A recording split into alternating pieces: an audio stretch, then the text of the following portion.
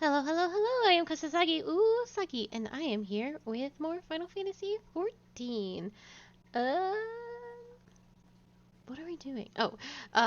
So here are our friends, the ones that didn't get kidnapped. We got Sei, we got Elfna, we got Ida, and we got Yastola. And we have found out where Minfilia and the others that are kidnapped, and we're gonna go rescue them. It's not actually that bright in here. It's actually quite dark and gloomy. But let's hop right to it. Y'shtola wishes to discuss the fate of the prisoners being held at Castrum Sentry. The rescue of our allies will be no small undertaking, Akali. Even under normal circumstances, breaching the defenses of an Imperial Castrum would be a highly dangerous proposition. But now that Castrum Sentry houses prisoners whom the Garleans deem valuable, we may be confident that they have taken additional measures to ensure the stronghold's security. If we are to free our friends, we will require an effective strategy, and if we are to formulate an effective strategy, we will require intelligence. I believe I know a man who may be able to assist us in this, Lord Portaline of House Donadere. He is stationed in the observatory in Corthus. Let us go to him and beseech his aid.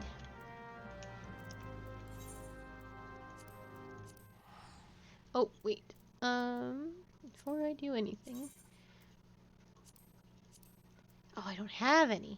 Well, now I have to pay full price for teleports. That's no good.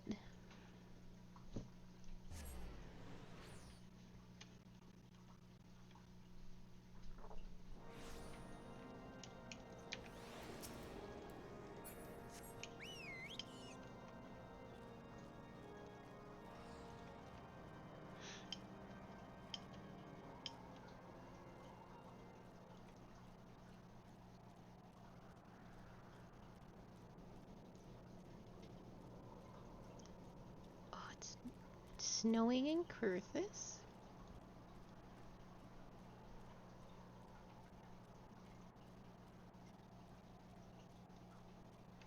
Oh, actually, my chat is not in the right place.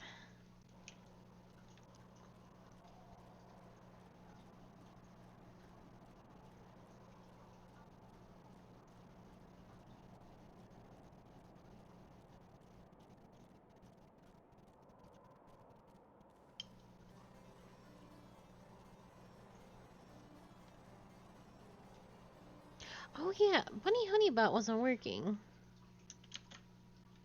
Let me, there she goes.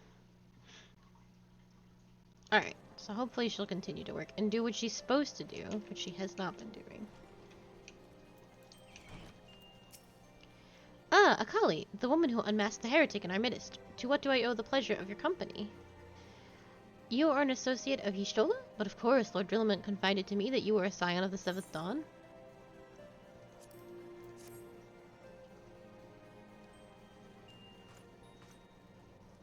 Castrum Sentry, what interest have you in all the Imperials?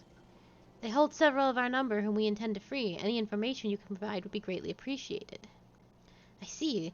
That might explain our scouts' reports. They observed 4 prisoners being led into Castrum, a Hurrian woman, an Elysian man, and 2 Lalafels, 1 male, 1 female.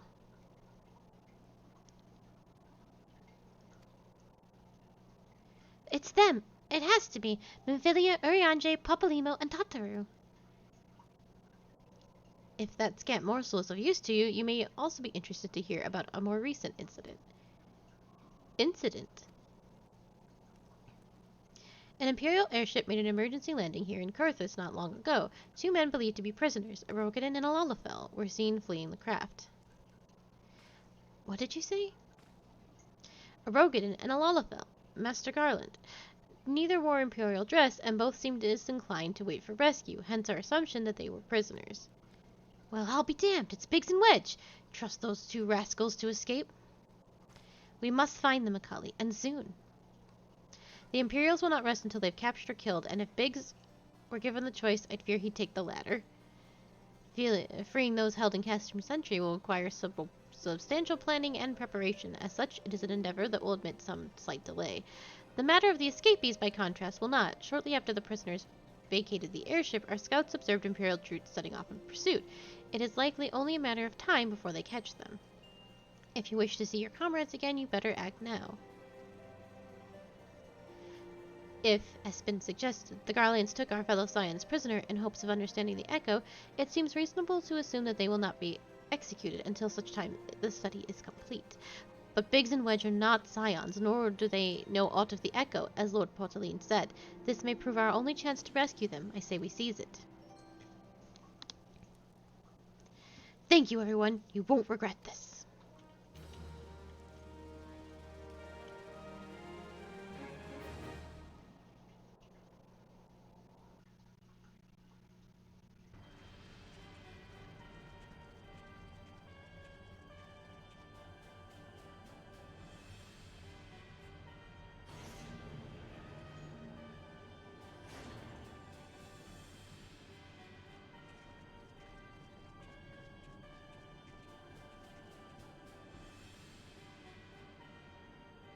I forgot to turn my sound up. It's probably rather quiet.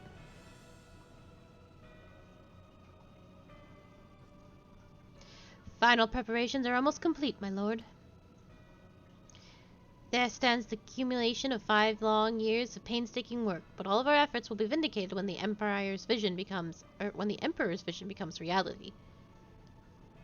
At last, we have the power to purge this land of its false At last, we have the power to purge this land of its false gods. We shall give the ignorant children of Eorzea the security and stability they so desperately crave, and which their spineless leaders have so palpably failed to provide.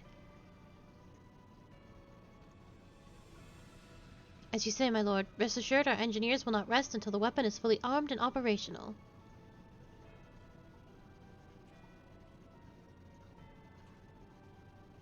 Rathian, you depart from Castrum Orsinians at midnight. You will command the western front in Vilbrand. The Eorzeans will attempt to interfere with our plans. You will see that they do not. My lord, if this be your will, I shall carry it out to the best of my ability. I live only to serve the Empire. Yet, forgive my impudence. Impudence. But is it proper to give command of half our forces to a... I have given you nothing, Perfectus. You have earned it. That will be all. Dismissed. Yes, my lord.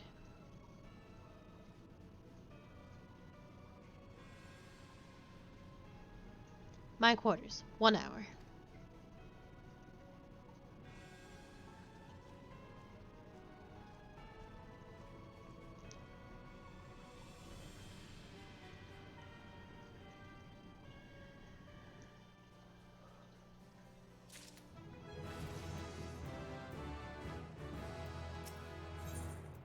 Lord Portaline would like to aid in your search for Biggs and Wedge. My purpose here is to reconnoiter Garlean activity along Albeth's spine. Owing to this, I have the honor of being acquainted with the Ishtola. Now, the report of the Imperial airship's emergency landing came to us by way of Dasmel Darkhold, situated in the west. Our man stationed at the entrance is a knight named Bristlet. He may be able to tell you more, so as you expedite your mission, I shall furnish you with a letter of introduction. I pray that you will soon be reunited with your comrades. May the Fury grant you strength.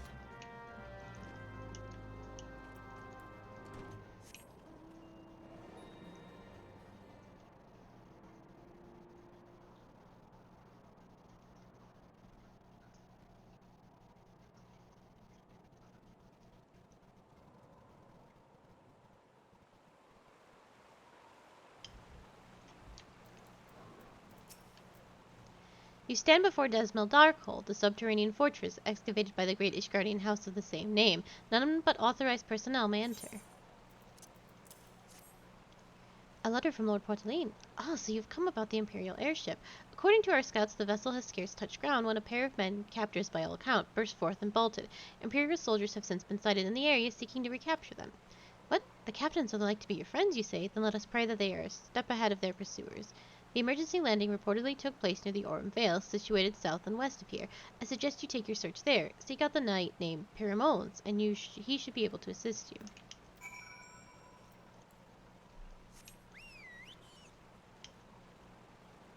Oh, yes.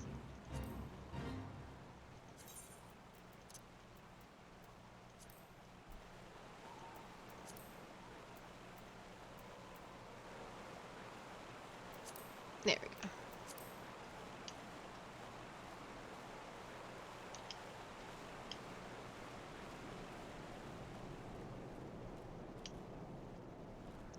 Where am I going? The wrong way.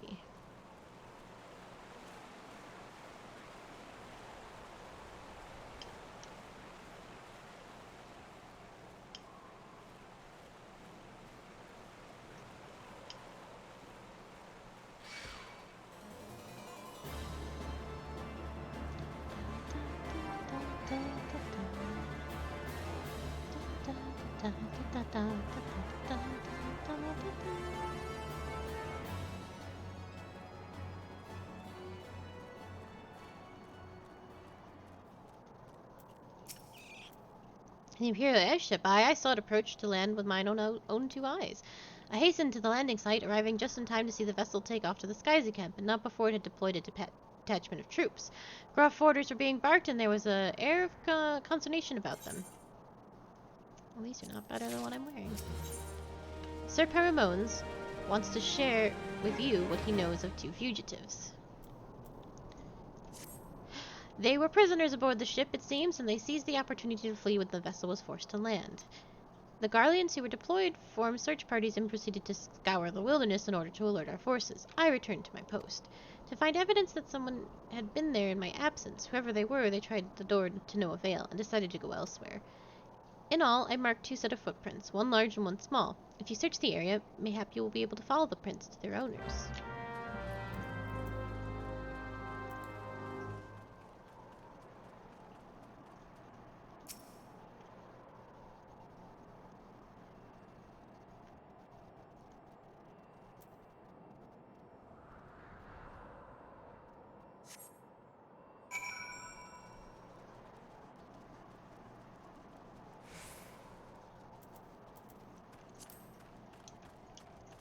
I think I made it a little too loud.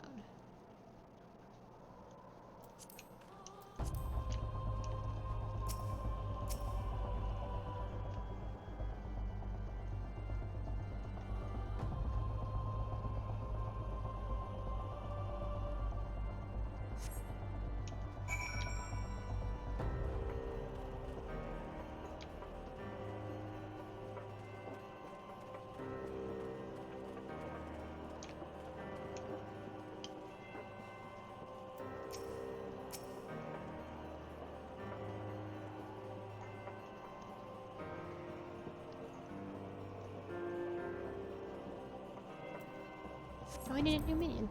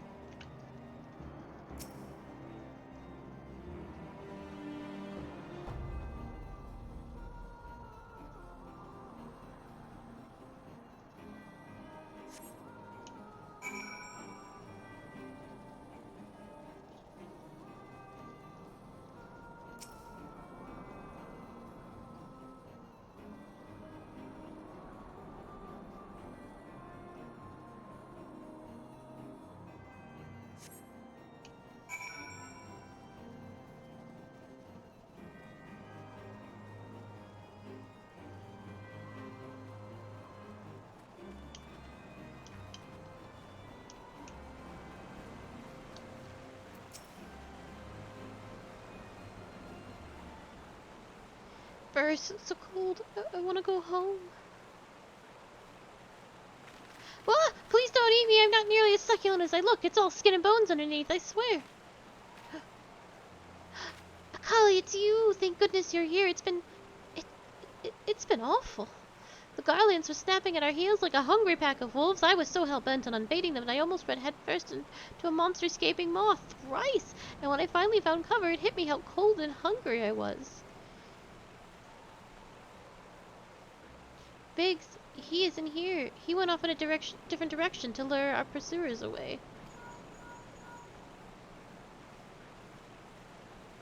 It's me, Sid. Have you had any success?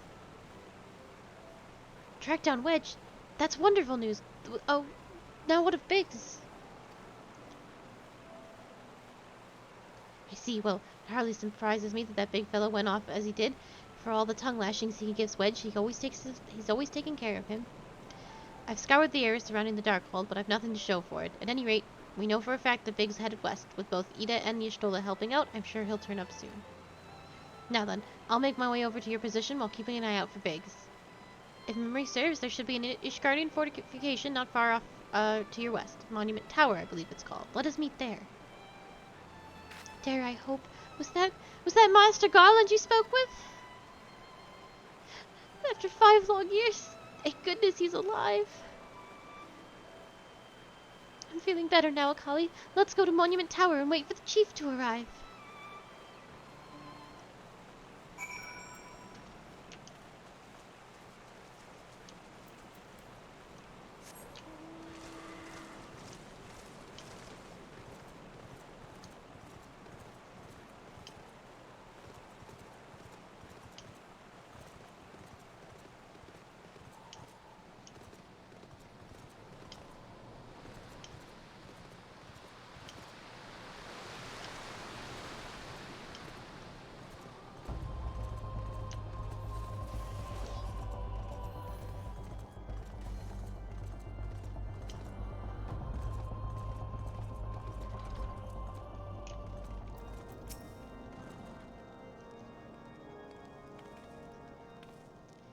Well met and welcome, adventurer. What brings you to this frozen corner of the realm? Oh, it would seem your companion has caught a chill. Come and warm yourself by the fire. I will bring you a hot broth. How are we feeling now, then? Stay here as long as you need. The same goes for you, friend. 'Tis plain you've had a hard journey ahead of you. We must find rest when you can.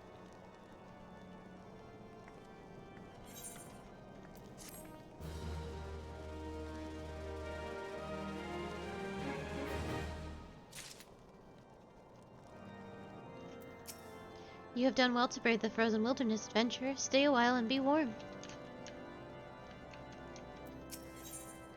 Wedge is gravely concerned for his missing companion.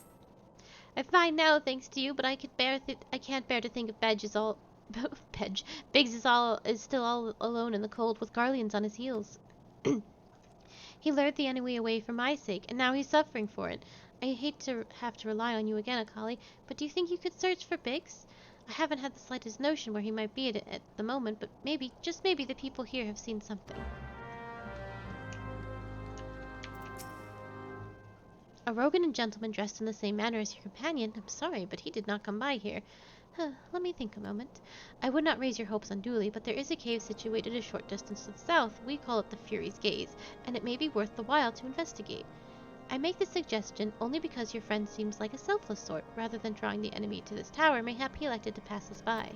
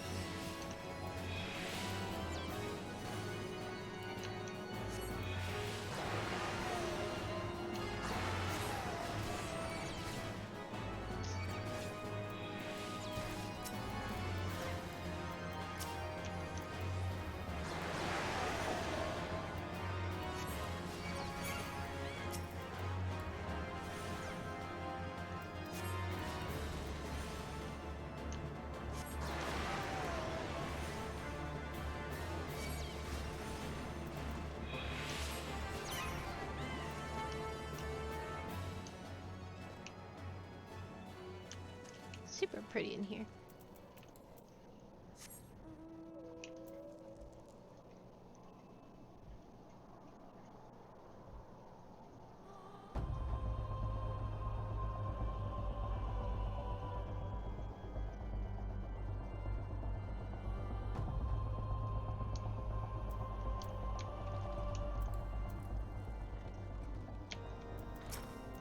Akali, were you able to learn anything?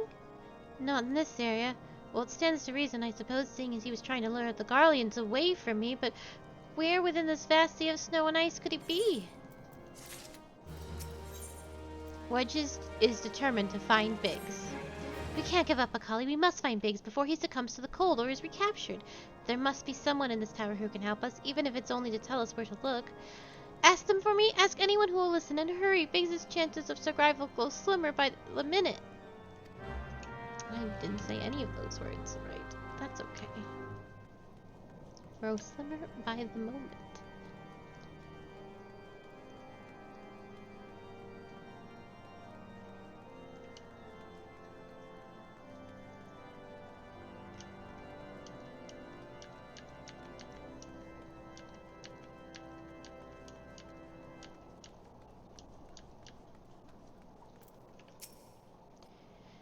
Your friend is lost in the wilderness, you say? If he's not to be found around here in the vicinity of the Darkhold, it's possible he made for Whitebrim. To reach it, one must travel through the Danafan Pass, the southern end of which lies to the north and east of here. While I make no guarantee that your search will bear fruit, it is surely better than worrying in idleness. I wish you luck. Oh, and one more thing. Do tread warily when climbing the stairs here. Not a moon or so ago, I broke my neck when I slipped and took a tumble. I've got a better idea.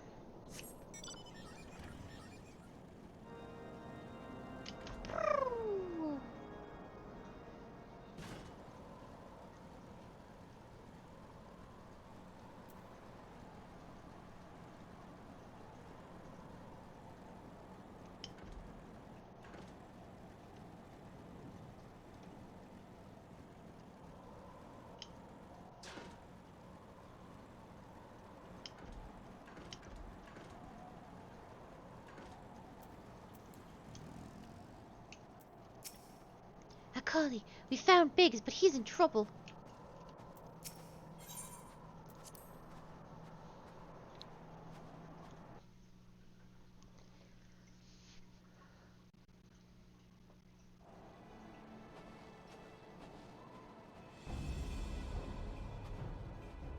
Our orders are to take you back, dead or alive. Which will it be, engineer? Why don't you come and find out, Tinhead?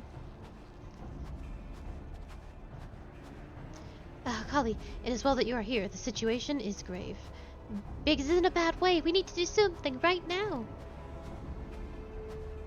Ida has the right of it. He will perish if we delay. With me.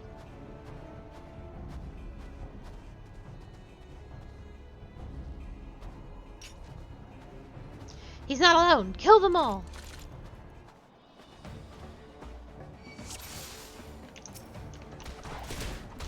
So the most important thing is keeping all our friends alive.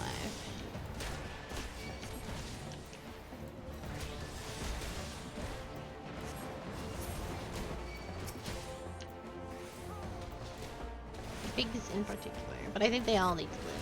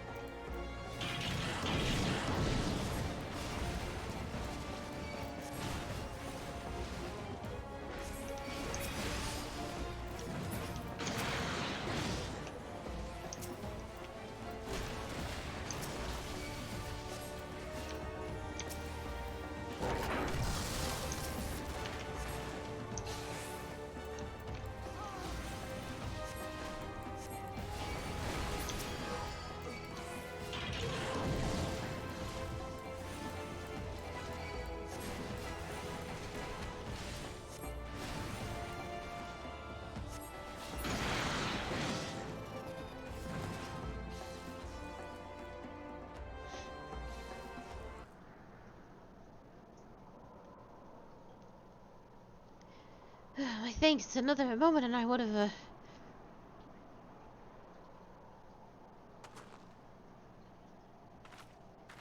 He's been in the cold too long. We must find shelter for him. Monument Tower, you say? Very well. Eden and I shall bear him there with all haste. Sid will be so happy to see Big and Wedge again. Oh, I love reunions.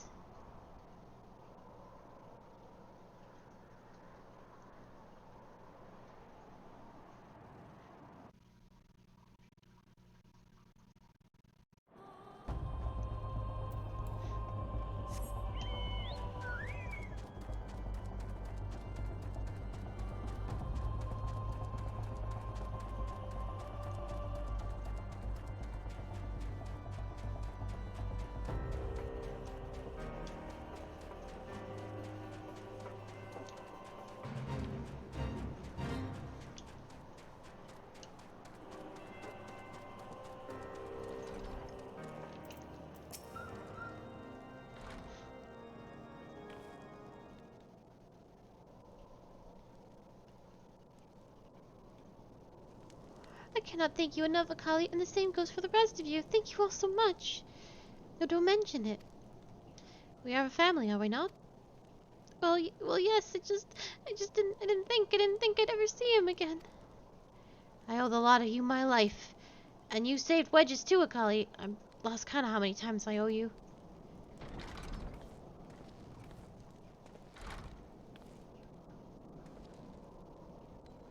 Biggs, Wedge, God, it's good to see the two of you again. Chief, it's really you. In our hearts, we knew you were still alive, but to see you in the flesh. When Alvino told me of the raid in the Waking Sands, I feared the worst. What happened? The enemy struck with nary a warning. We didn't stand a chance. Wedge and I were in the workshop when they came. Before we knew what was happening, the Imperials had us at gunpoint. It must have been awful.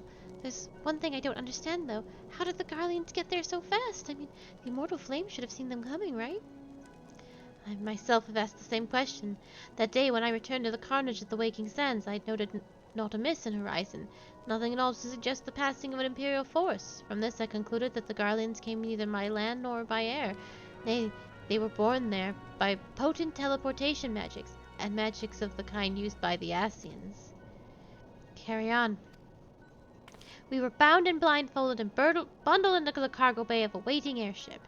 I can't rightly say how long we were aboard, but when the time came for us to spark, we found ourselves in the midst of an Imperial stronghold, Castrum Sentry. Upon arrival, we were marched off to the main complex. Biggs and I were thrown into a detainment cell together, while Minvillia and the others were taken elsewhere, and that was the last we heard from them. Castrum Sentry.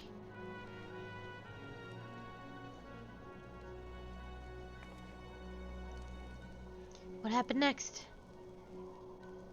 Well, we were held in isolation for what felt like years, but was probably moons, or maybe only weeks, and then, without warning, the Imperials collected the pair of us and put us on another vessel, which we found out was bound for Garlemald, much to our dread. We knew that if we were taken back there, we wouldn't like to leave again. So risky though it was, we sabotaged the ship's altitude control, and thereby forced an emergency landing, and in the midst of the ensuing chaos, we managed to slip our captors. The rest, as they say, is history.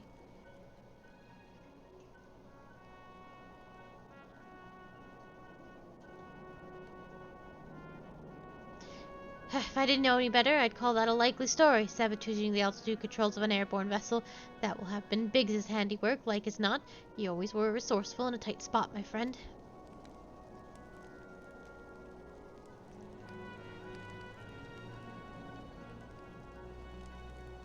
Akali, thank you for returning my dear assistance to me.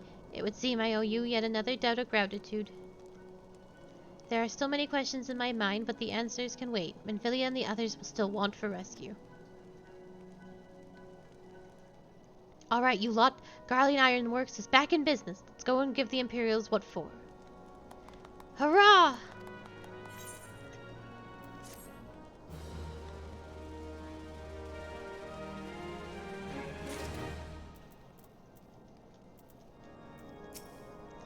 Thank goodness you found me, Akali. I would have frozen or drowned or been eaten by a mud puppy if it wasn't for you. I knew the chief was still alive. Deep down I always knew, but he looks healthy too. Well, you could do with a shave, I suppose, but other than that... Sid wants to prepare a strategy to rescue Infilia and the other Scions. Thanks to you, Biggs and Wedge are with us again.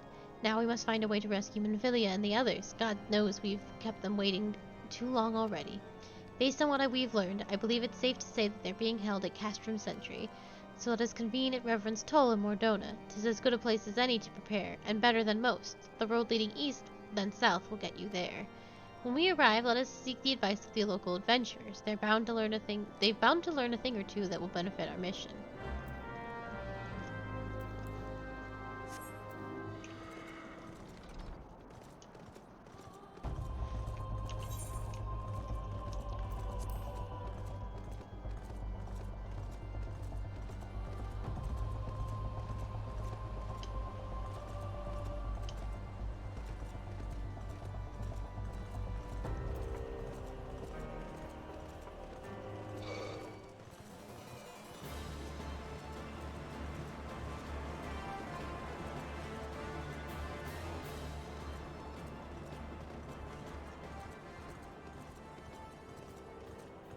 Oh my goodness, I'm so sleepy. I'm always so sleepy. This is not news, but...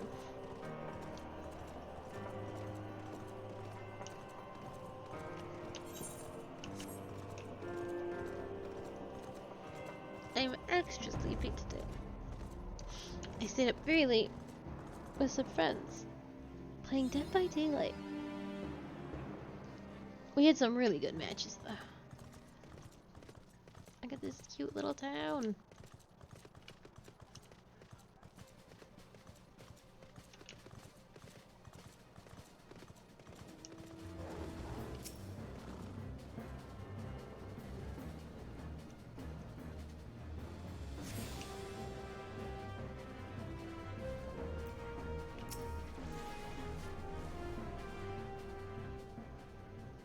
Well met, friend. What brings you to Reverend's Toll? Did I hear you rightly? Your friends are being held at Castrum Sentry, and you want to rescue them? I don't mean to discourage you, but that might prove difficult. Stronghold's been on high alert of late, with armored patrols seen around near the perimeter. Seen about the perimeter near the clock. Not even a fly could land within 100 yalms of the walls undetected. If the Gallians were alerted to our coming, we cannot know what they will do to Minfilia and the others. We must act with the greatest stealth. Aye, it has to be a good old-fashioned infiltration.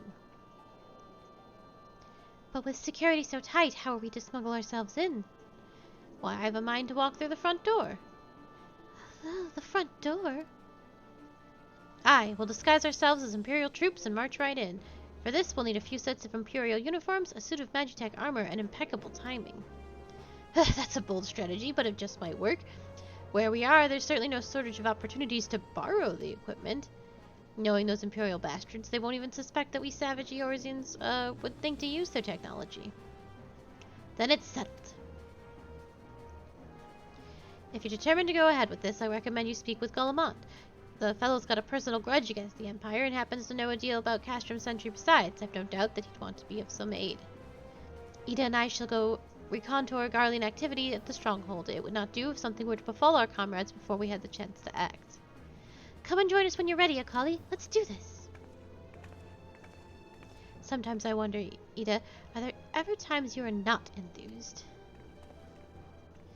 I'm nothing if not enthused, Y'shtola, and you're beginning to remind me of Papalimo.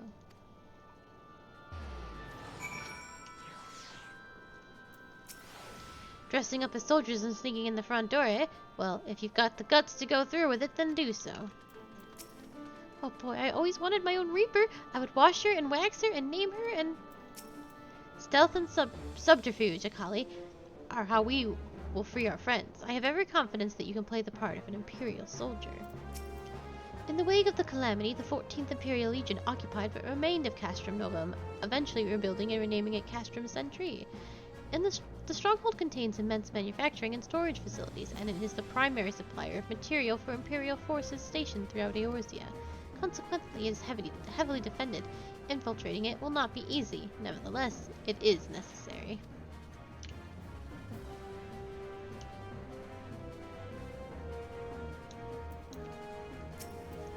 Looking for Golemon, are you? Well, you found him, whoever you are. Eh? You looking to get inside Castrum Sentry and you need my help? Something tells me we're gonna get along just fine. Golemon would like to aid your mission to rescue the captured Scions. So you have friends in Castrum Sentry that want for rescue. If the Southborn knows me too well, you can count on my help. I've got a score to settle with the Imperials, and I never pass an opportunity to get back at the Horsons. But enough about me, let's talk strategy. Rescuing folk from captivity is right delicate business. A single oversight, just one little blunder, and it's all over. You can't leave any room for uncertainty. For starters, you need to confirm, beyond the shadow of a doubt, that your friends are where you think they are. You don't want to risk your neck only to discover they've been moved elsewhere. And how else can you find out, you ask? By following these instructions. If you approach the sentry from the east, you'll see a swampland to your left, called the Tangle. Get in there, never mind the Morbles, and investigate your way through the southwestern corner. You'll come upon some drainage pipes coming down from the stronghold. Don't ask me how I know, but one of them leads back up to Command Tower. If you listen closely, you might be as you can eavesdrop on some of what's happening within. Once we know for certain your friends are there, we'll move to the next stage of the operation. Now get going and Godspeed.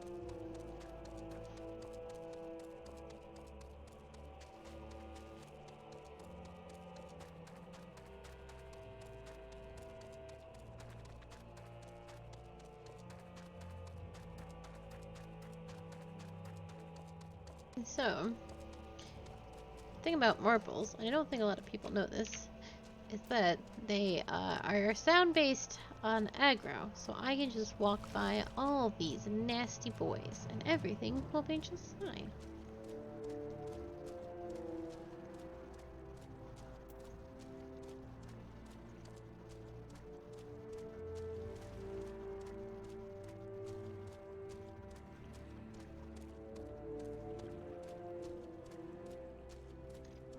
I might have missed my destination, though. Oh no, I'm right.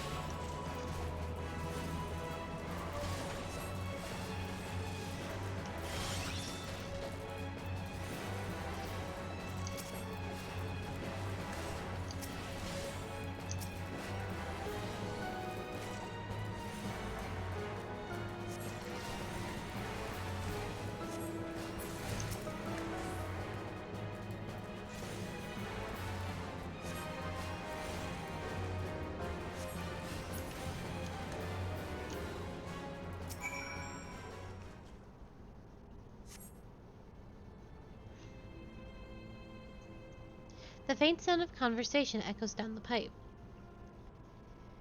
What of the captive? Does she still refuse to speak?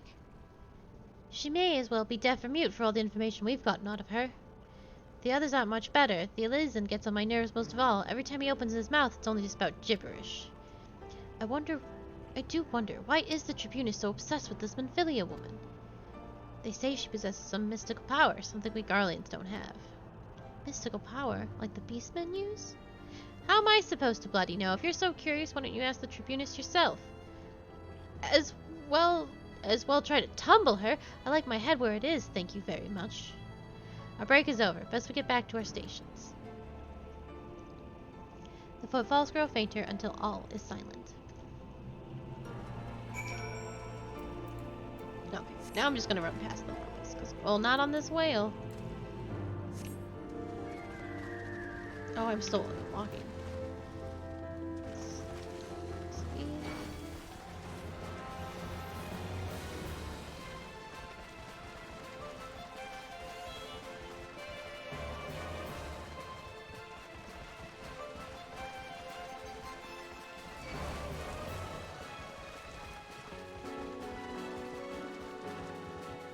Marbles in Final Fantasy, most all Final Fantasies have this ability called Bad Breath, and that was rude.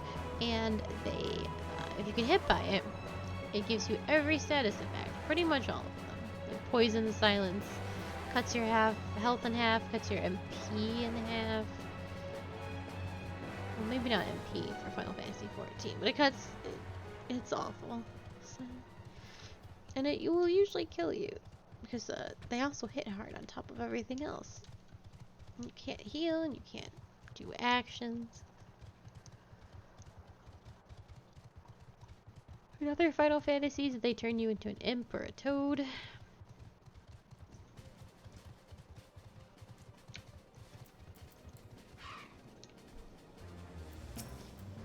It is good to see you again, Akali. I am given to understand that you have conducted some reconnaissance. Tell me, what were you able to learn? Some Vili and the others are indeed in Castrum Sentry. Their presence thus confirmed, we may proceed with the mission. While you were afield, Sid took the liberty of devising a plan of action. Pray have the details from him. Good work, Akali. As Elfinoro has already told you, we've plotted out a course for the rescue. The gist of it is unchanged. We disguise ourselves as Imperial soldiers and infiltrate the stronghold. Golema is looking for a way to procure a suit of magic tech armor. In the meantime, I need your assistance for some preparation of my own. When Vili and the others are counting on us, Akali, let's not keep them waiting any longer than necessary. Sid requires your assistance for his rescue preparation. While Golema goes about devising his plan, we need to see some preparation of our own. It wouldn't do if the Imperials were to discover that they're short in armor. To prevent this from happening, I'm going to put another makeshift communications jamming device. This simple explanation is going to get a bit technical, so bear with me. Imperial forces communicate at a distance via electromagnetic waves. Simply put, voices are born upon etheric lightning energy and that permeates the air. Now, the hill-sized cluster of corroded crystals to the west has been observed to amplify the same energy. By making use of this property, we should be able to drown out Imperial voices.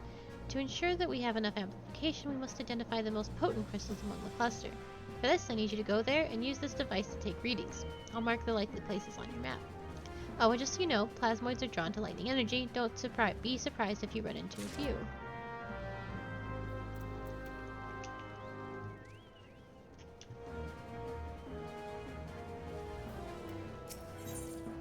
Golema wants you to practice the part of an Imperial trooper.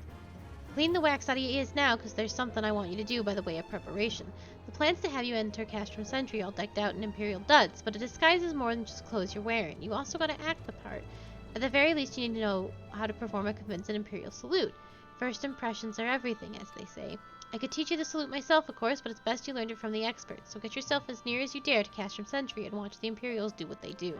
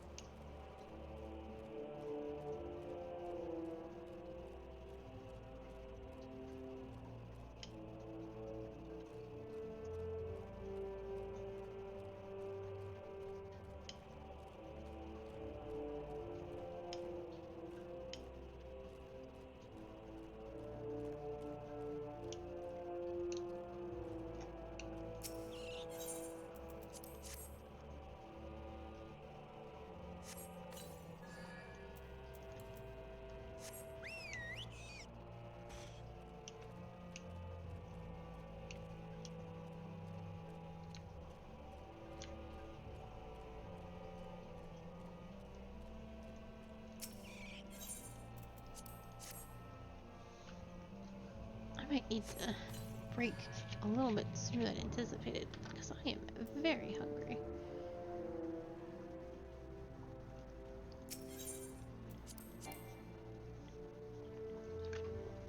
Darn it.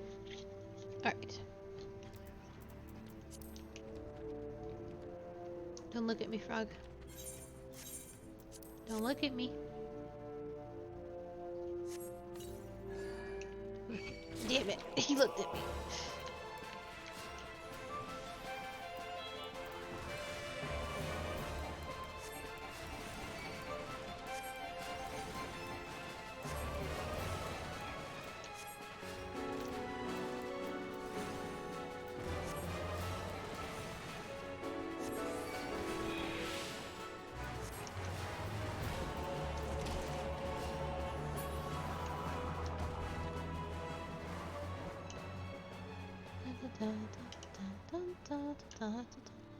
And then one of these is going to spam that little plasmoids that he was talking about, which is unfortunate.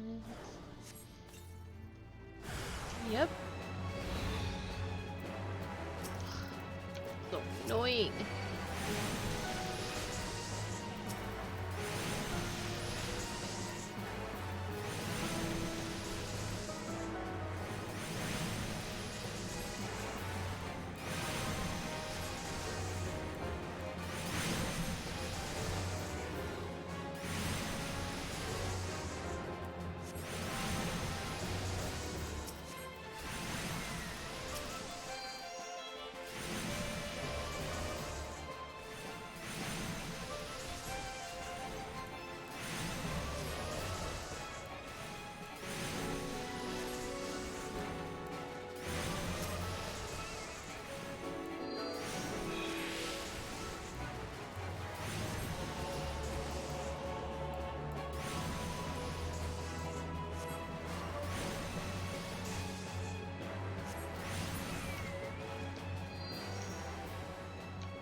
And we gotta find one more. Oh, there it is.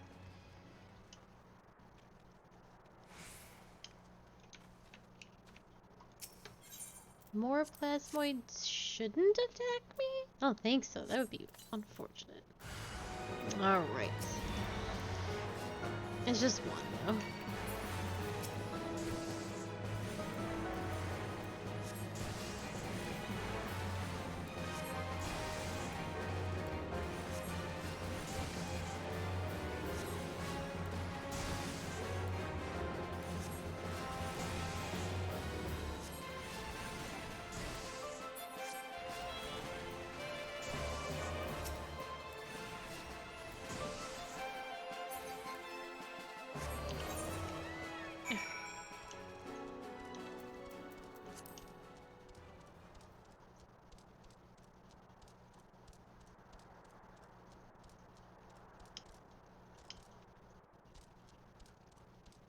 Let's cast from Sentry.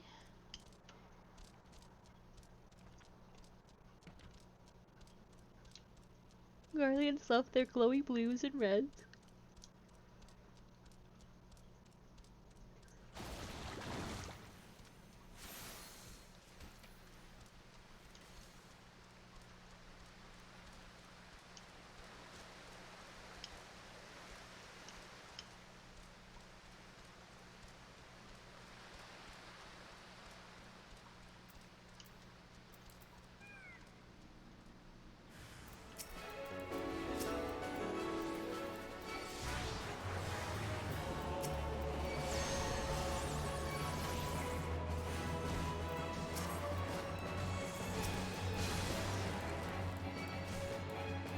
I got stunned out of my sleep spell, which was obnoxious.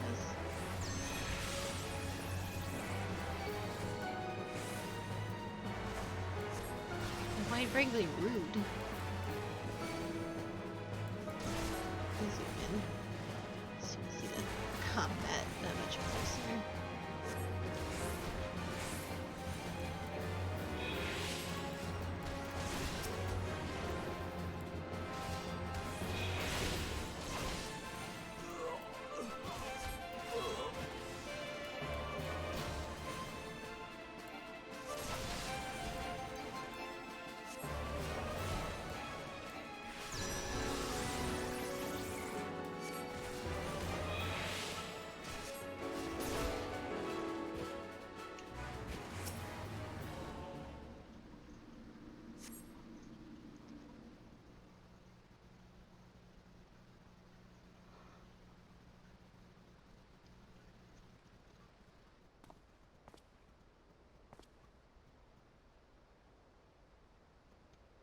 Nothing to report, sir.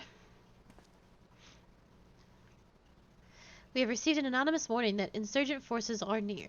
We must redouble our vigilance. I'm having such a problem talking. We must redouble our vigilance. I shall recommend the patrols be increased. I'm getting, like, extra tongue-tied this afternoon. It might have to be an early stream day. We'll see how it goes. I'd like to do the rescue mission. At the very least.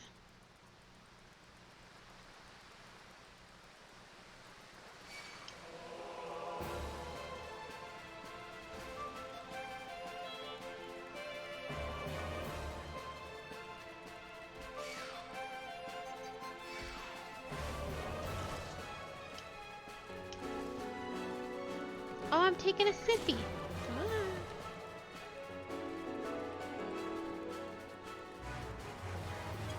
Thank you, Hugh.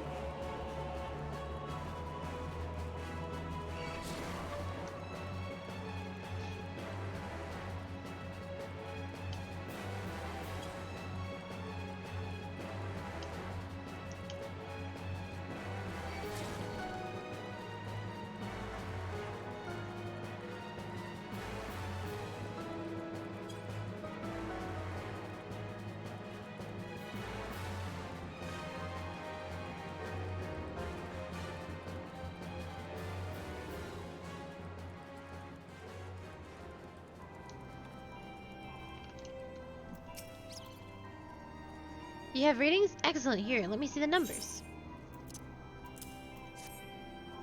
Yes, 4 of these crystals should suit our purpose, and I pray that we won't have need of their power. My thanks, Akali. There's nothing ever for me.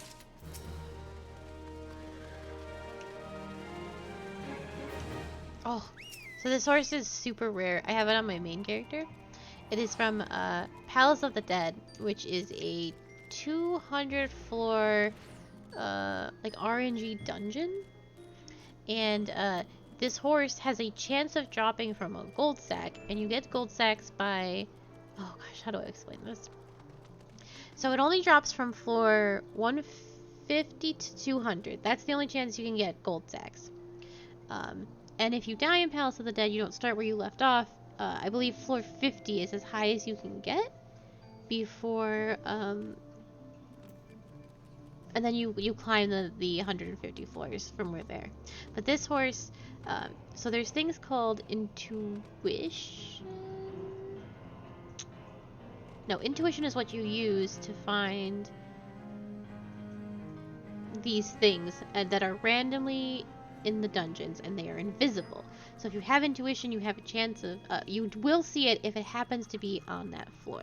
So you can, but the higher you get in the floors, the more dangerous and things become, and it's harder to get intuition. So you get about 4 of them between floors 150 or about 6, I would say. You can get about 6 of them between floors 150 and 200, and in those bags you have a very small chance of getting that mount.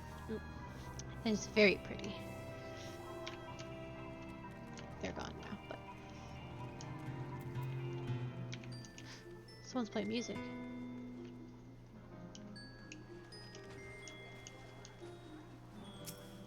Play music, music girl. Alright.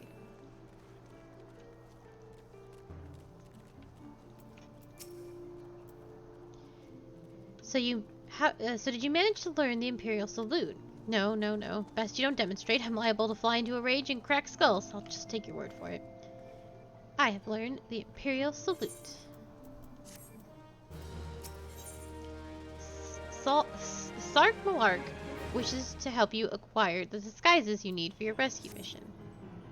You are called a Kaliana, yes? I've heard of your plight from my friend Galamat. As a fellow adventurer and son of Aothir both, I would offer you my assistance. In order to infiltrate Castrum Sentry, you and your comrades must disguise yourselves as Imperial soldiers. The question is how to go about acquiring the uniforms and helms. There are places a man might purchase them, but individuals who deal in such wares are not the sort of whom you would entrust your secrets. It would be more prudent, I believe, to procure what you need via traditional means from the bodies of recently deceased owners.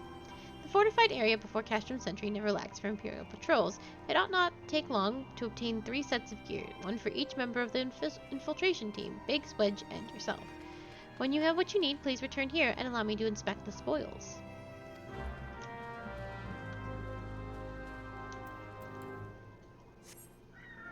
And this mount here, this very pretty nine-tailed fox, is so like the primal fights that we've done, like Ifrit and Titan and Garuda, they all have an extreme version, which is a much harder fight, with like different mechanics and harder mechanics. And so Garuda Extreme, Ifrit Extreme, Titan Extreme, those all have a chance of dropping horses. And if you get all the horses from all the extreme fights, some of which we haven't even seen the normal versions of, you get like this really pretty golden horse. To get that dog, you do all these Stormblood extreme fights. And you have a chance of getting one of the dogs that drops from a fight. They each drop a different dog. And when you get all 7 dogs, you can get that big fox. Is it 7? The 3 main story fights, plus the patch fight, plus the 3 trials. Yeah, that's 7. 4, 5, 6, 7. Yep. For A Realm Reborn, it's horses. For Heaven's Ward, it's birds. For Stormblood, it's dogs. And for Shadowbringers, it's dragons. They just showed a picture of what all the dragons will be when you get all the dragons, what mount you're gonna get. And it is a, looks like a dragon plane, which I'm not like super thrilled about, but I do want it because I have a need. I was hoping it'd be, I don't know, like an actual dragon and not like an airplane, but it is what it is.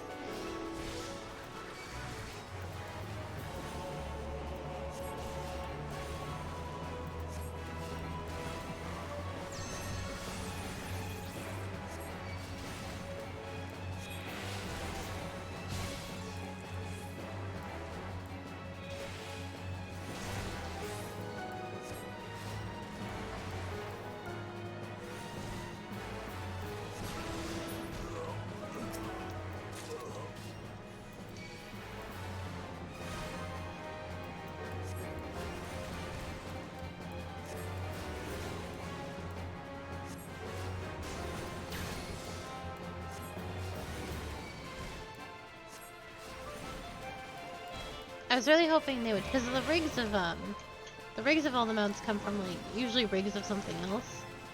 So I was really hoping there's these really pretty. They look like lizards out in Stormblood,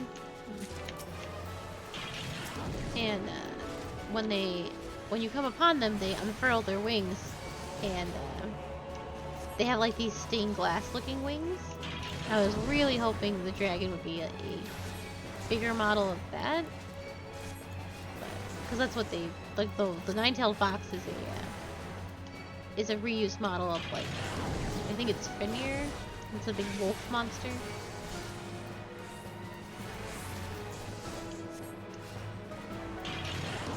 No, does not seem to be.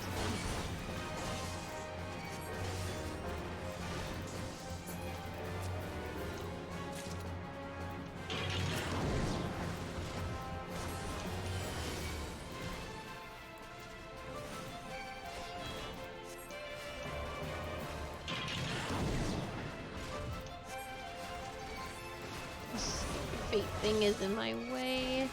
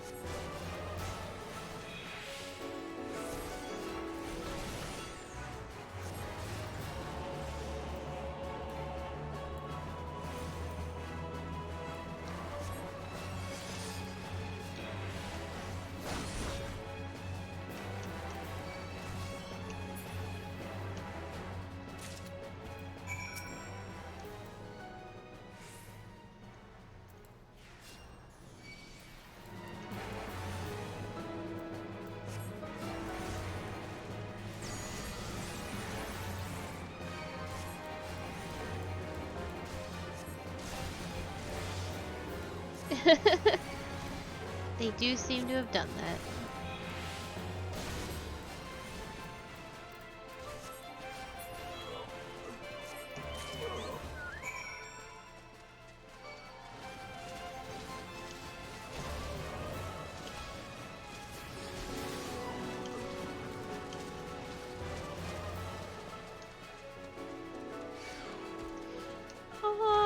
Yeah.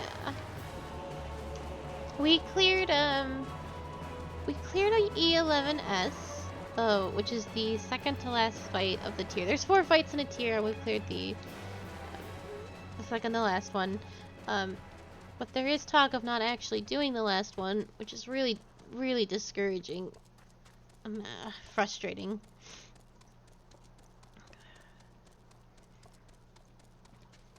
But it is what it is. I'm trying not to be super salty about it. It's difficult.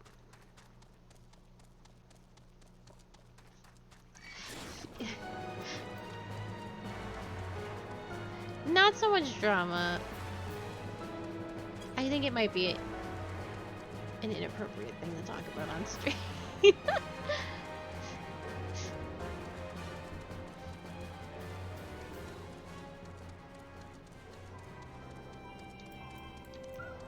But like, the long and short of it is that last year I'm raiding with the same people I raided with last year, save for like 1 or 2.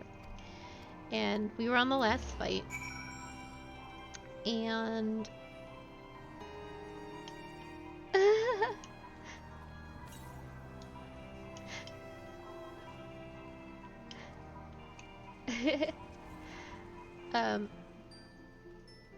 we were on the last fight, and we only had like 2 major mechanics to go, and then clean up DPS. Hold on, let me do the dialogue. So you're the venturous Sark Malark sent, are you? I've been waiting for you. Now let's see what you got for me.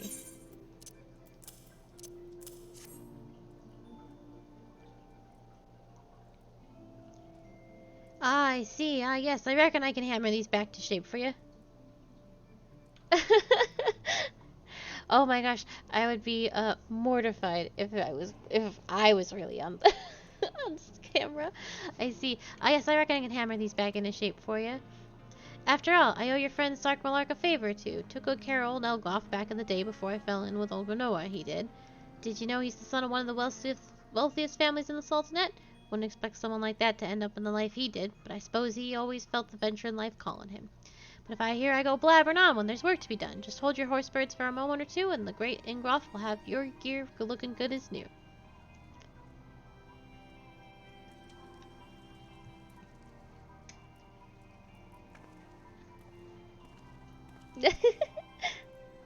And here we have it. Won't do you too much good in battle, mind you, but from what I hear, that's not your priority anyhow.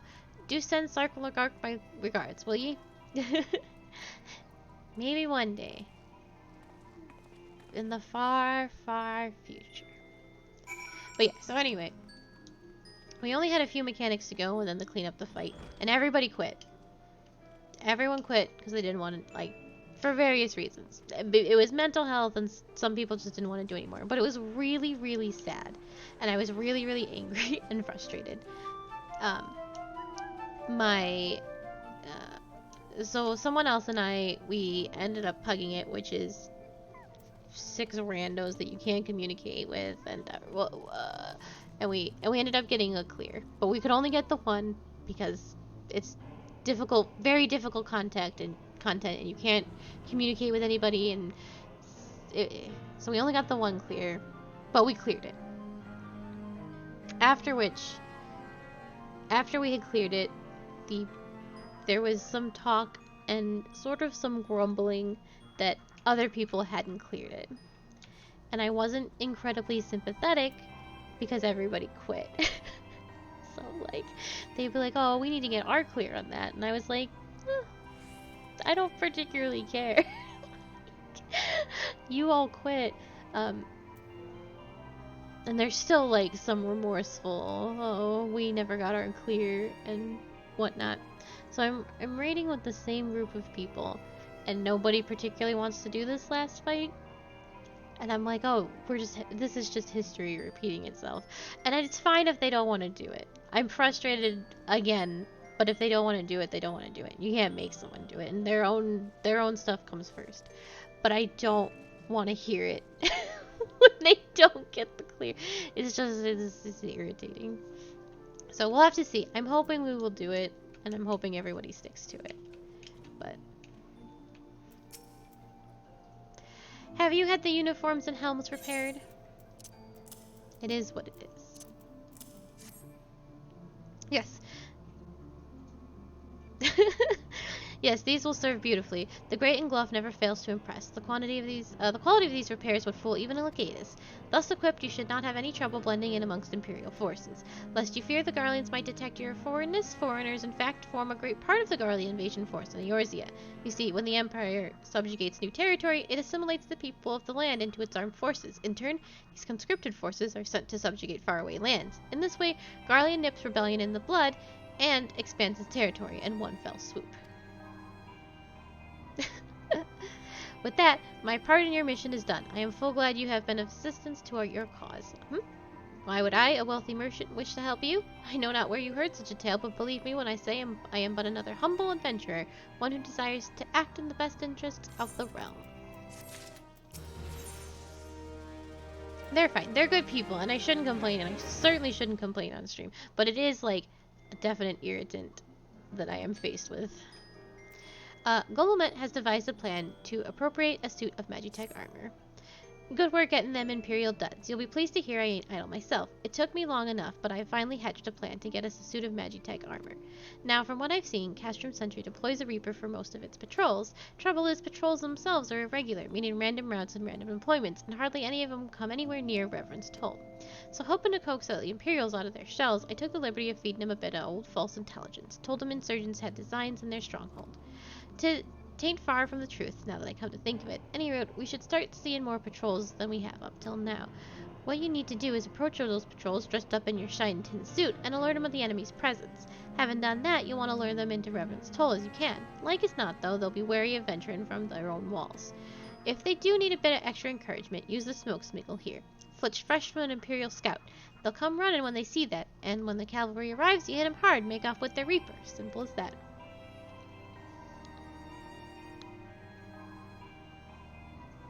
Yeah. No, yeah, I definitely feel them.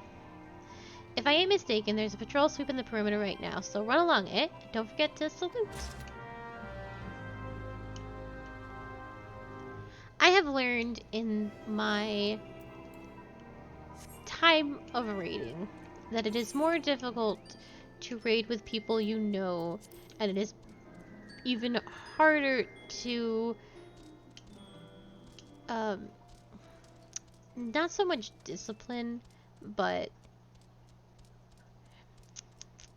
if there's a problem with, like, say DPS or something, it's harder to have that talk with, like, your friends for whatever reason than it is with, like, people you don't really know, unless, like, because not everyone, like, raiding requires especially the person who leads it, a sort of management like requirement where sometimes, even though you're good pals with your I wanted to climb this with your, like, associates, you still sometimes need to tell them to do their job. So a raid lead needs to tell people to do their jobs, especially if they are not doing it. When you're raiding with a group of friends, sometimes that gets taken a little bit personally or hard, even though you shouldn't take it that way. If you're not doing enough DPS, that's nothing, like, against you as a person. That's just, hey, this is what you can do to improve, and you should improve because we're a team, and that. I have found in raid groups with friends, and I have only particularly been in raid groups with friends, that that sort of thing gets taken. Oh my goodness, this is rather hard, and it's nothing personal. Like, oh my gosh. So you're not supposed to talk about parsing on Final Fantasy XIV. And I am in no means talking about parsing in my Final Fantasy XIV stream. Yoshi, please don't ban me. But in one of my very first raid groups back on Crystal, I wasn't actually in this raid group. I just heard conversation. We had a monk that was incredibly good. They did a lot of damage. And we had a samurai that did not do a lot of damage. And the samurai would constantly take it super hard that the monk was doing good and that the samurai was not doing very good. And the samurai, like, but they were clearing, so there wasn't really an issue to talk about damage. I need to put on my garlic clothes. And it's just like, it sort of became a point of contention that didn't need to be a point of contention. And it would made the friend group kind of awkward when people were taking things hard that they didn't need to take hard. So like, it just doesn't need to be that serious or need to be that personal. And like all things in this game, and just in life, things take practice. You are not going to be instantly good at doing damage if you don't practice your rotation. It's just a game. Right, that too. But if you want to be good at a game, you do have to practice.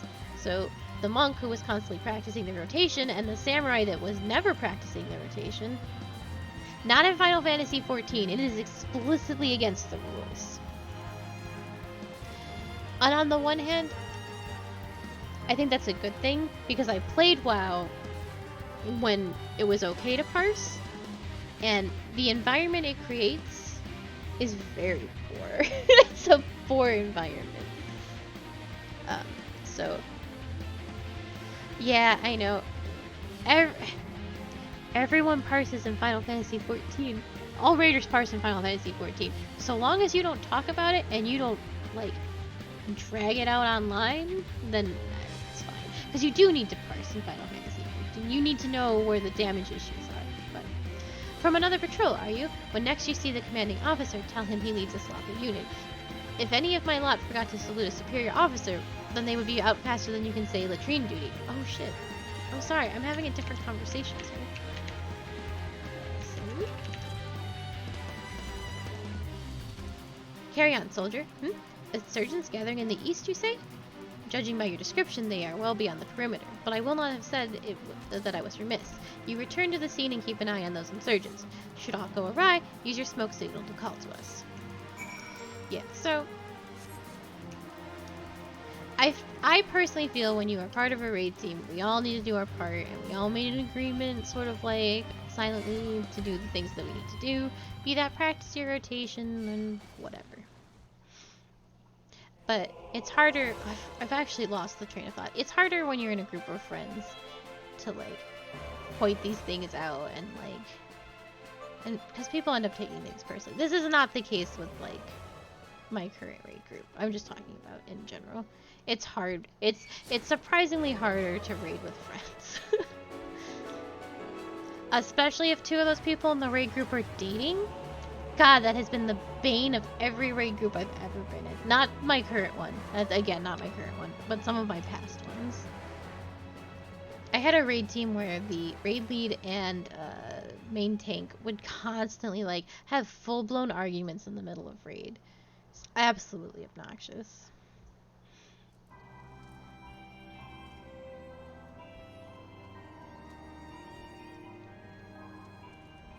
Right, exactly.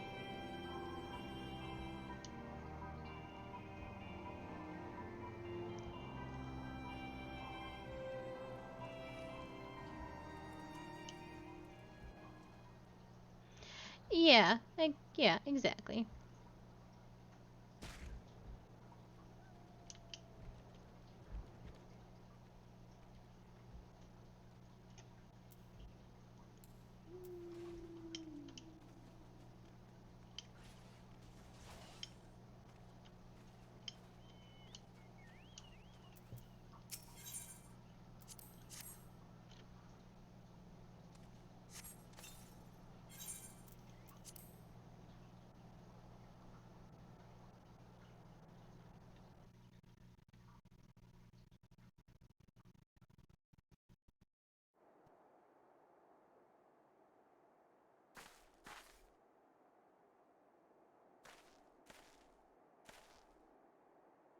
I hope you don't mind me joining, seeing as we're seizing advanced weaponry. I thought it best to be on hand.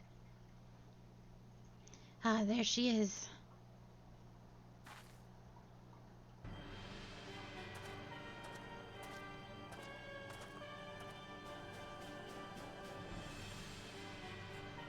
This is the place, but where is the enemy? Sir, over there.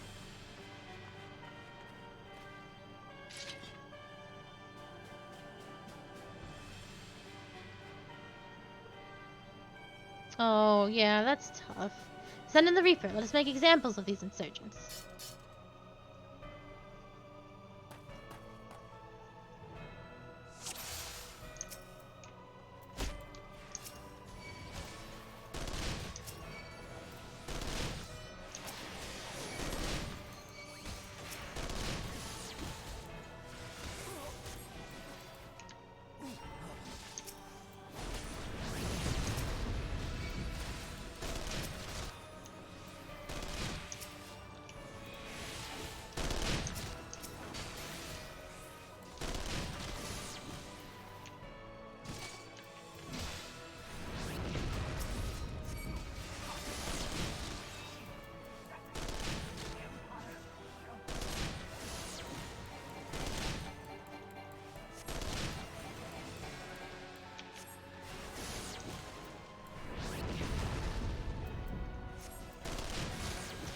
A similar problem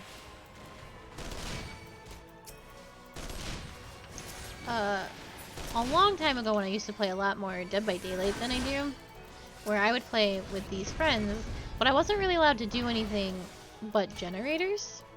I was actually just talking about this in voice just like an hour ago, or with some friends, and I was always doing generators because I was never allowed to, like, someone else was always going to go do the rescue, and someone else always got to be run by the killers. So I never really learned how to, like, do stuff like that. I just sat on generators and did generators. And that was all I really did in the game. And, because, like, someone would go out of their way and get the killer's attention and run them the entire match. And someone else would always do the rescue. So, like, I never got to rescue anybody. I never got any blood points, really, because all I was doing was generators. And so, like, I never actually, like, really, like, ranked up or leveled at all in Dead by Daylight. But the people that I play with now, it's always like, well, they're like, Casa, you've got to go rescue so-and-so, and you've got to, no one's pulling the killer off of me unless, like, I'm about to be killed for real. And so, like, I'm learning how to do all that stuff now, and it's much more fun. So yeah, I understand that whole Rocket League thing. If you don't get to play the game, you never learn how to play the game. At last, our very own suit of Magitech armor. Not wishing to look a gift chocobo in the beak, but it does seem rather worse for wear, doesn't it? Biggs, Wedge, what's your honest assessment?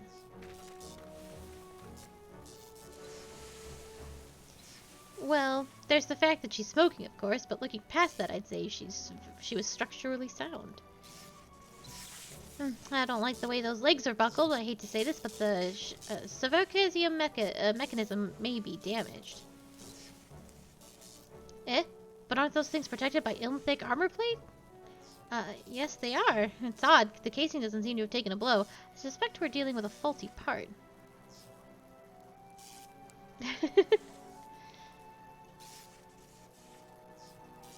Oh no, that's fine. Have you seen what those randos have done to me? They leave me on a hook to die? I'll take any of you. I'll take any of you. Well, whatever it is we're dealing with, we're not resting till it's fixed. Not one wink of sleep. You got that, Wedge? Oh, cart chocobo. I heard that. A hall has been set aside for our use in Reverence Toll. That's where we'll carry out repairs. Look for us there, Akali.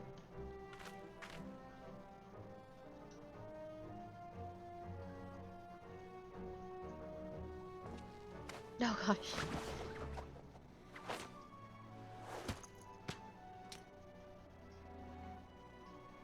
I like Sid's rival more.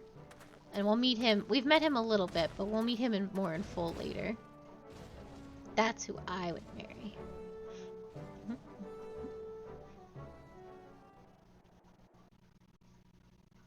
You can have Sid. Sid's not for me.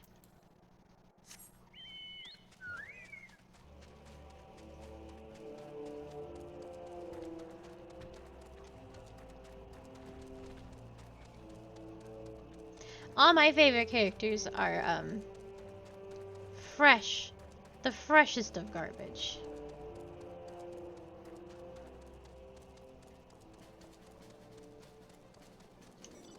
Finely plucked from the trash. It would make us wifles. Wifles? Wifles. The Magitech armor. Sid and the others took it. Go on and join them.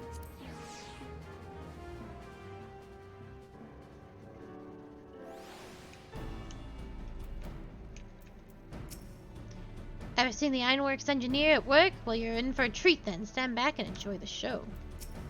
What do you think, Akali? She's a beauty, isn't she? Wifles. We've now had time to take a closer look at the Reaper. Our preliminary diagnosis was correct. She's structurally sound, but her svevo mechanism is faulty. You needn't worry, though. Biggs and Wedge will see her restored in her former glory in no time at all. Give those two something to mend, and they will think naught else till the job's done. 'Tis a marvelous thing to behold, provided you remind them to pay a visit to the privy. I think this is finally a weapon that'll be better for me.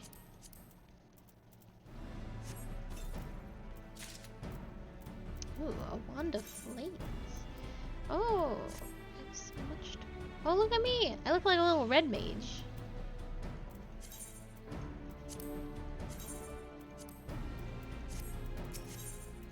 Sid would have you assist in the repair of the Magitech armor. The repairs are proceeding apace. It shouldn't be long now before Biggs and Wedge complete their work. There is, however, one small problem.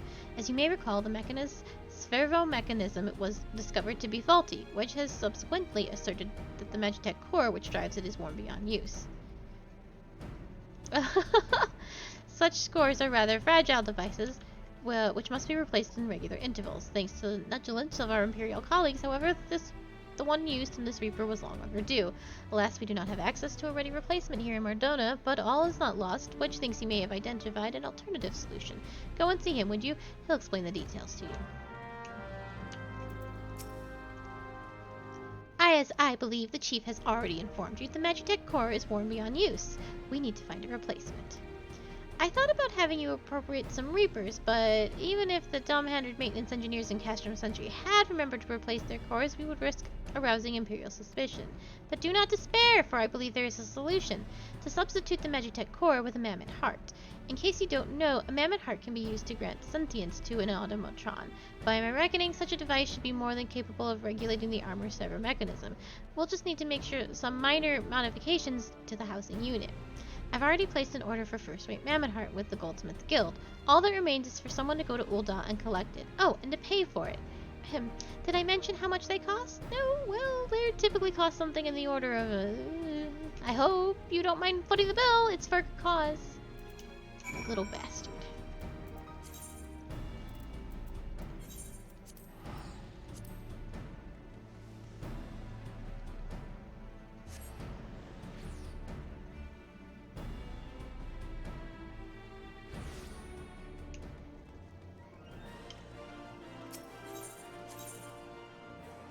I don't have the Goldsmith Guild.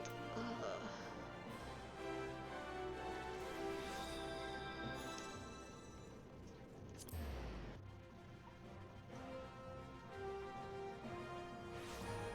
This cannot be.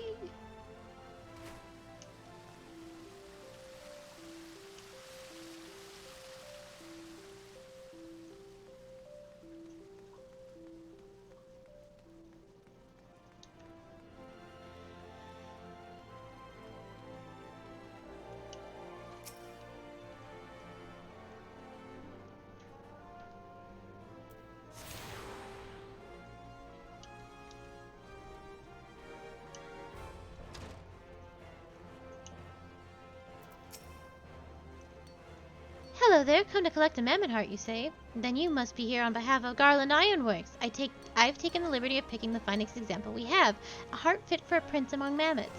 Payment? Oh, no, that won't be necessary. The heart is for Master Alphinote's personal use, after all. He notified us a short while ago that his servant will be coming to collect it. Tender in years though he may be, Master Alphinote has been a benefactor of ours since my predecessor's time. The Goldsmiths' Guild wouldn't dream of charging him. But here is my mammoth heart. May it serve you well. Oh, and please do pass on my compliments to your master.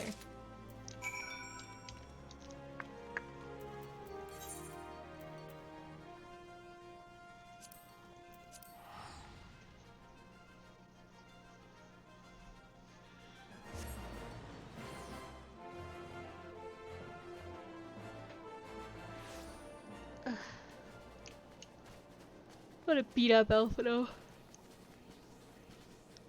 Put your dukes up, child. You got nothing to say? Nothing new to say?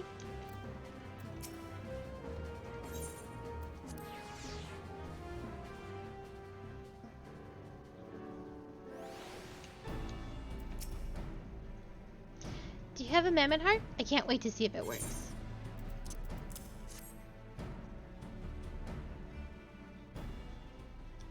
Hurrah! Thank you so much! But this is magnificent. It must have cost an emperor's ransom. Free of charge, courtesy of Elfino. Coming from an influential family certainly has its advantages. But without further ado, let's give it a try. I've already modified the housing unit, so it should slot right in. Oh. Thank you for the follow. If I could fast travel. Just out in the world in general? There, she's ready. Magitech armor, engage. Or not. She just needs a little loving tap, I'd wager.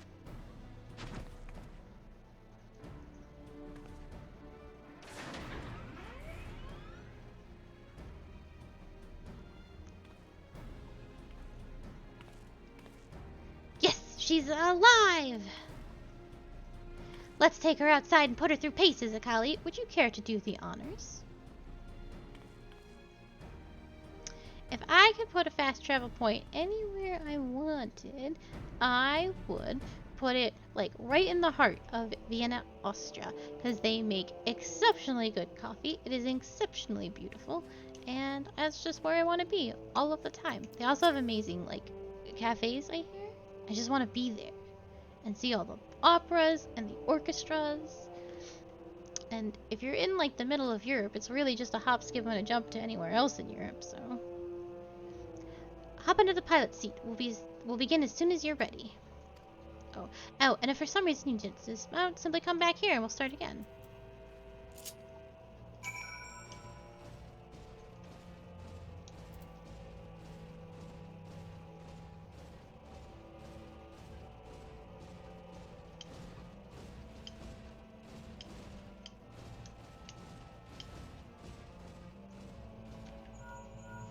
No anomalous movement evident from either leg. Good. Next jump back down and sprint north as quick as you can.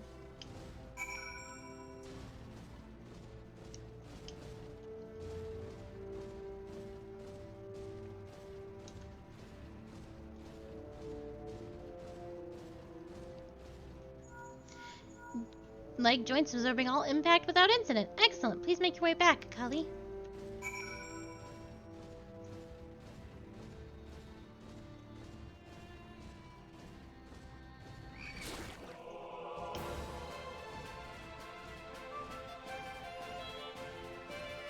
That was rude. I didn't think I could be aggroed, because I can't do anything in this thing. The torso remains stable during vigorous motion. Excellent, and that concludes our test. Thank you for your cooperation. Here is a summary of my findings. The drivetrain is in sound condition. With some fine-tuning, we can expect a noticeable improvement in performance. As for the servo mechanism, I'm afraid it's not nearly as responsive as it should be, and I'm at a loss to explain why. The mammoth heart is in pristine condition and should be installed correctly. Perhaps its inner workings are simply too different to operate harmoniously with the armor's other mechanisms? Whereas Magitech cores ceremonially conduct impulses, mammoth hearts enable automata to process the information collected by the sensors as feelings. Maybe she just doesn't feel like part of the team, in which case we should all do our best to make her feel welcome. Well, that's not what I wanted to do.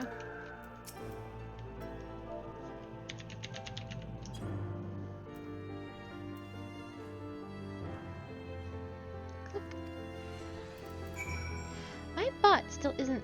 Oh, and my headset is dying. My bot still isn't working as intended.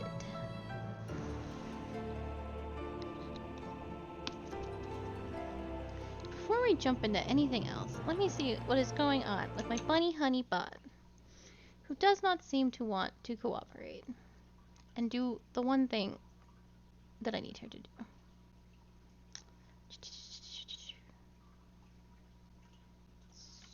Streamlabs.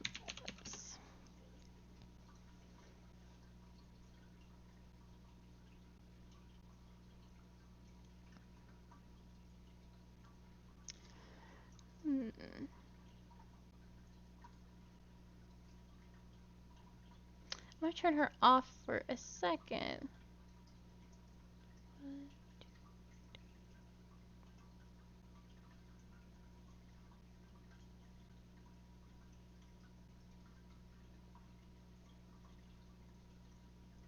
I'm gonna turn her back on.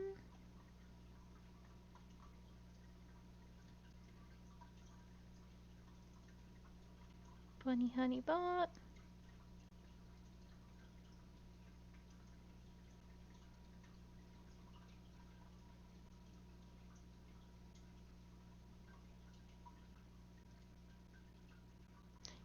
She does commands.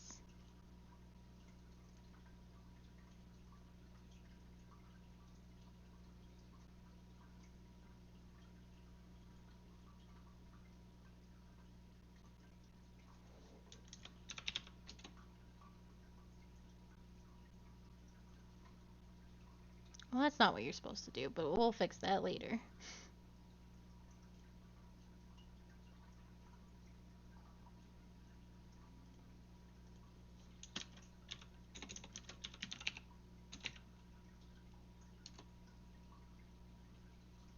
You should do your commands, and that's pretty good.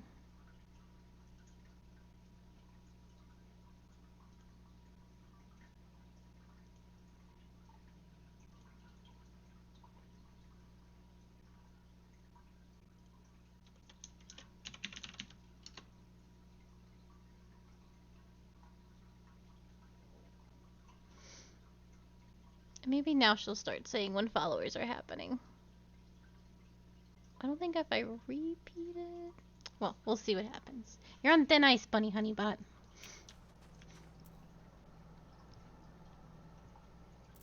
Anyway.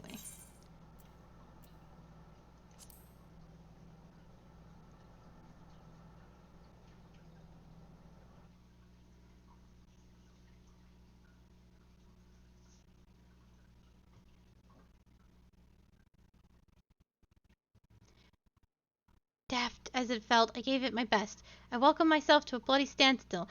And what were you expecting it to do anyway? Bob to us and curtsy?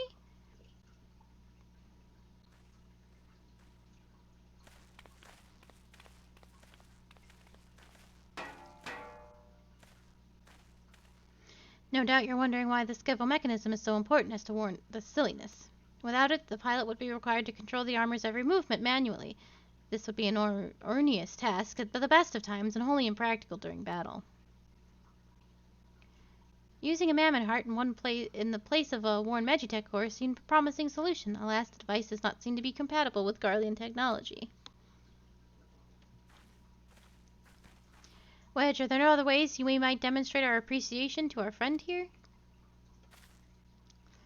I'm at my wit's end, Chief. She just doesn't seem convinced. We could try a little dance, perhaps, or cheer our heads off?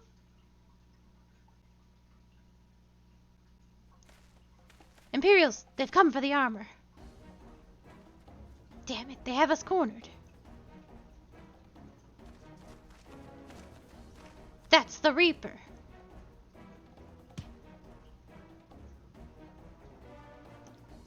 Taken by the traitor Garland, and is that the Icon Slayer? Oh, bullocks. Call for reinforcements.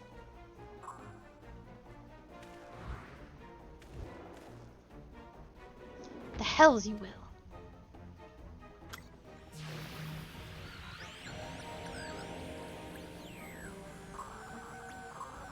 We've located the stolen Reaper, requesting immediate assistance. Respond. Respond.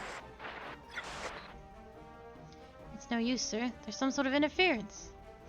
Curse you, Garland. No matter. If we can't reclaim it, destroy it.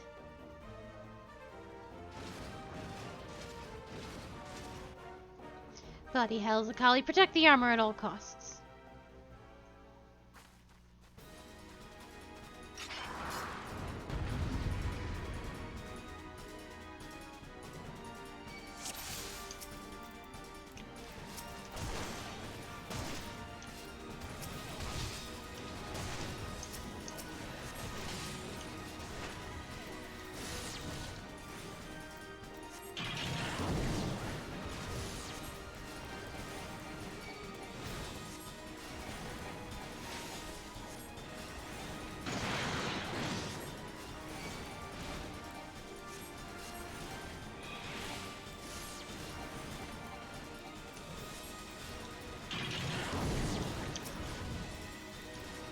Oh, I'm letting it be attacked, so not paying attention.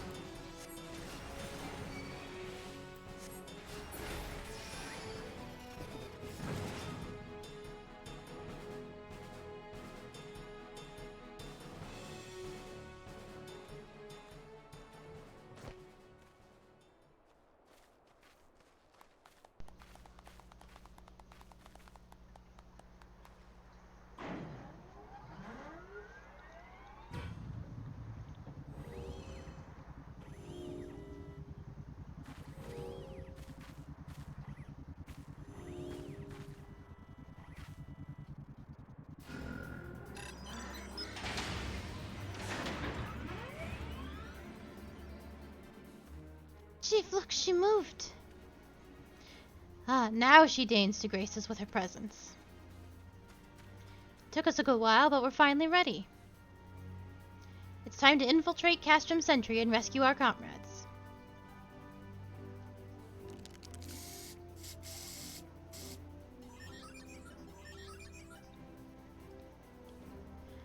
There, the finishing touch.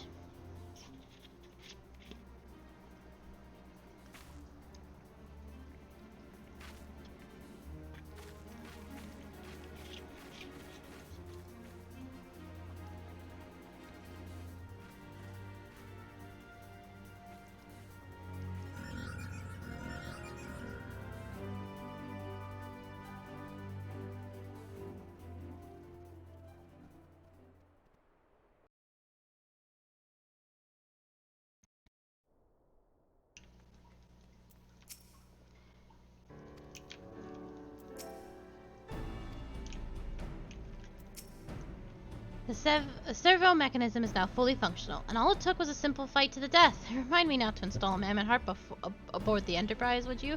Much as I love her, I'd rather not be required to profess it before boarding. But enough of that, let us see our final preparations. Thanks to Biggs and Wedge, the Reaper is as good as new. We're as prepared as we're like to get.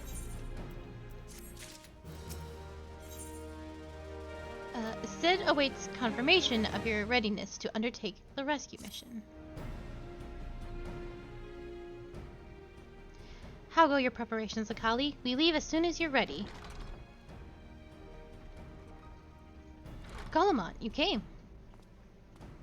I thought I'd give you a roaring send-off. 'Tis the last I can do for the fine men and women we're about to make my lifelong wish come true. Well, we'll do our best. It occurs to me, for all the help you've afforded us, we know little and less about you. What did the Empire do to earn your ire? But I fear I put curiosity before consideration. I quite understand if you'd rather not relive these memories. No, I don't mind, really.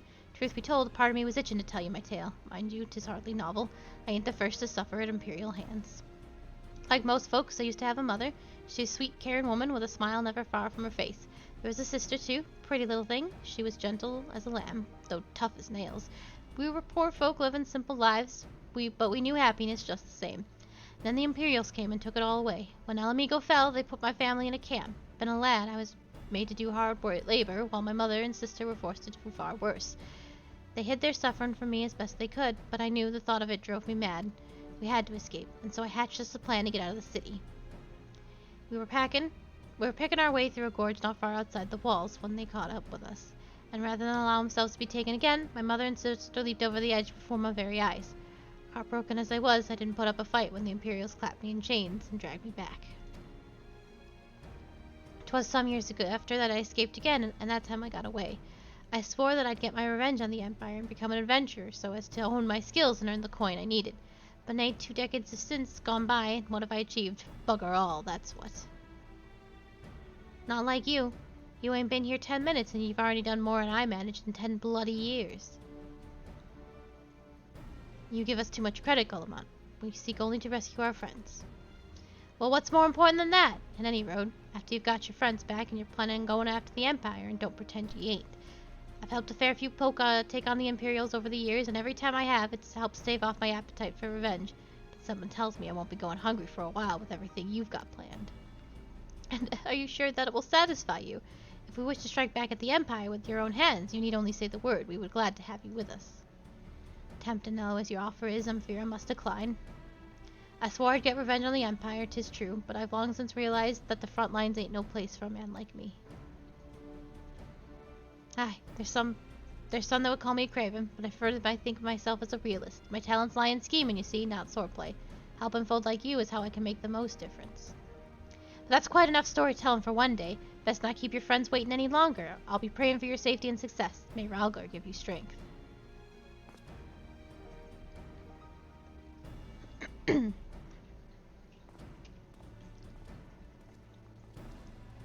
Wherever the Empire goes, misery inevitably follows in its wake. For the sake of all who came to Eorzea, we must put an end to Gaius' ambitions. But first, we have friends to rescue.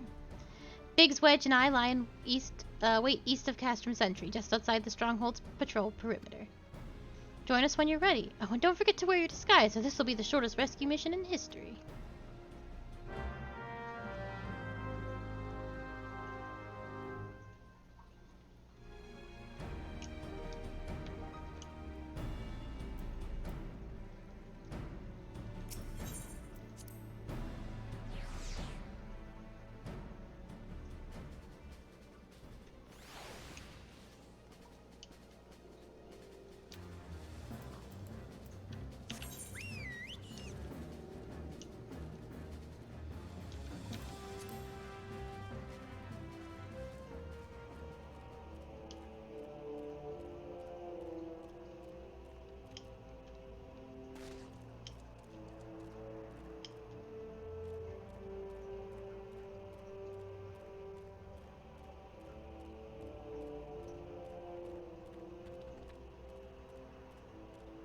I think what I may end up doing in the future is making these streams a little shorter.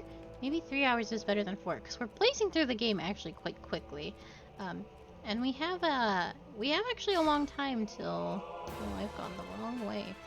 We actually have quite a long time till the expansions. So... if time is looking tight, then I can pick them back up, but I might actually... it just might be in our best interest to prolong what we're doing here. And shorten them anyway. I may do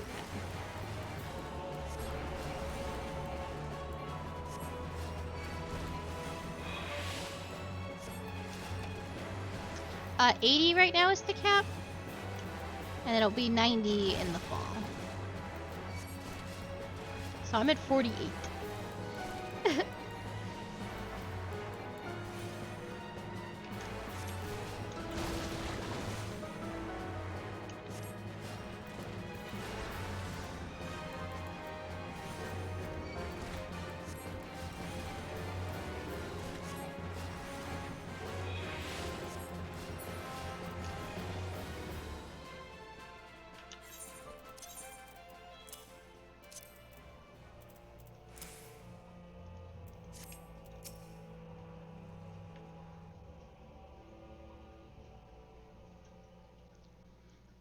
That being said, there's still a lot of story to go, because every 10 levels there's a huge chunk of game and story, plus patches, so.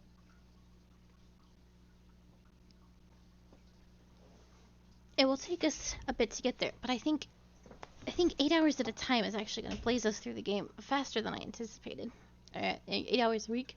So, forgive me for saying so, but you look rather fine in Imperial Black and Crimson. Definitely your colors. But now is not the time for jests.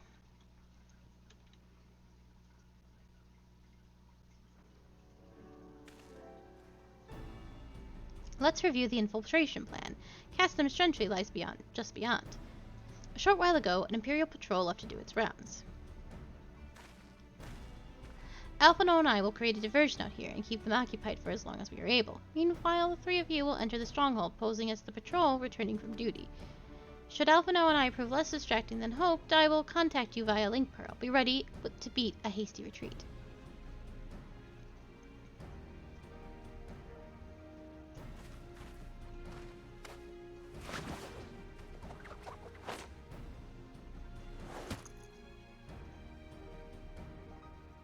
Wedge will lead the way with the Reaper. Stay close to him. And I hardly need to tell you this, but don't do anything suspicious. A purr seeker.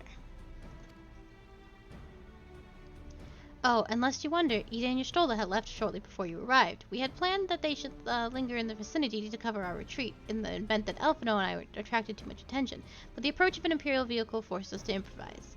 Don't be too disappointed. They did at least leave a message for you. Something along the lines of, don't do anything reckless, if memory serves. Wise words.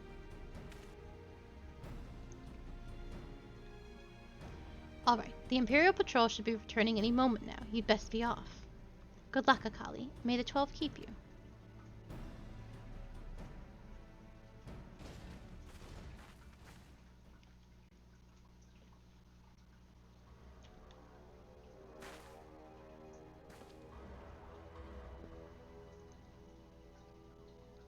I hope they don't notice me, a pink cat girl. I definitely belong here. You have spirit. That I will allow. Yet you struggle to the benefit of none, least of all, yourself.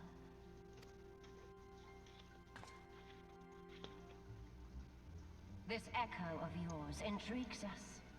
We desire only to understand it, and for that we need your help.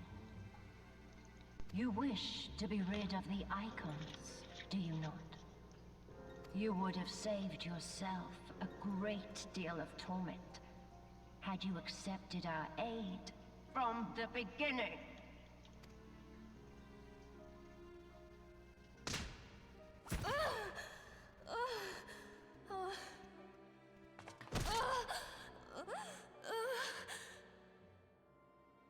Tell me everything, and I shall end it quickly. Refuse, and though you beg for death, you shall not have it. Which will it be? As you wish, my dear Minfilia. Unpleasant though it will be for all concerned, you leave us no choice but to employ more rigorous methods of study.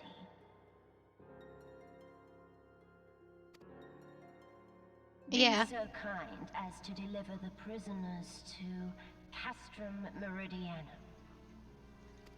Yes, milady.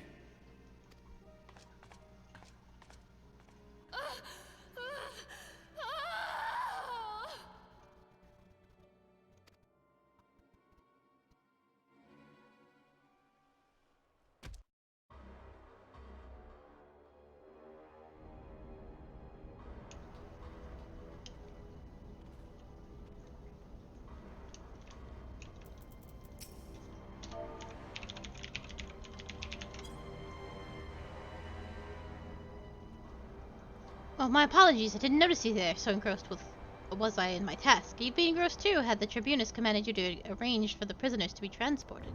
What prisoners do I speak of? You mean you haven't heard? Only the infamous scions of the 7th Dawn, captured by the Tribunus herself. If you don't believe me, have a look in the storage tower when next you pass that way.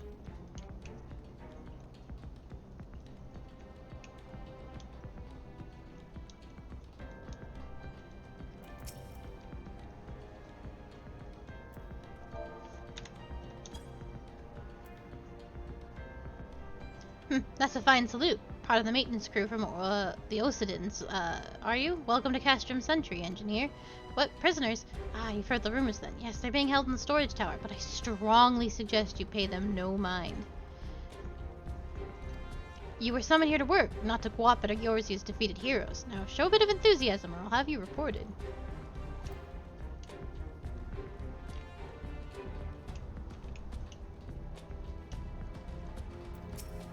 Security's tight, just as we expected. We're going to need a special key if we want to get past this bulkhead.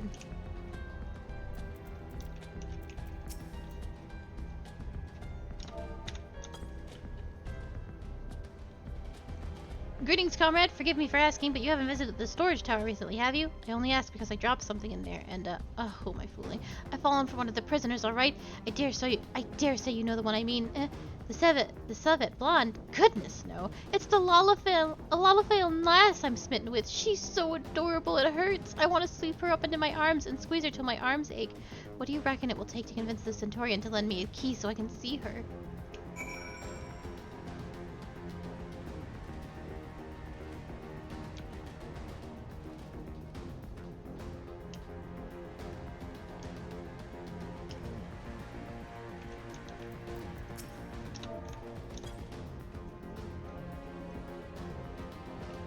What's this? You need access to the storage tower? What business have you there? Ah, at the Tribunus' behest, you say. This is highly irregular, but it would not do to make my ladies wroth. Take my identification key and see that it is returned when your errand is concluded.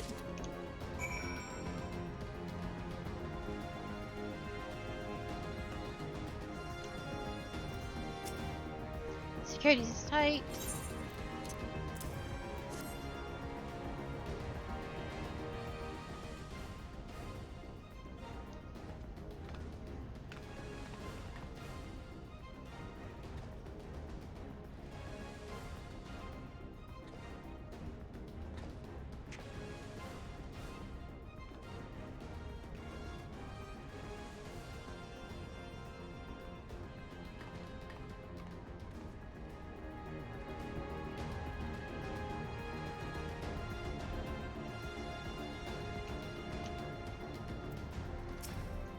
Prisoners are being held in the storage tower, as you should know, soldier.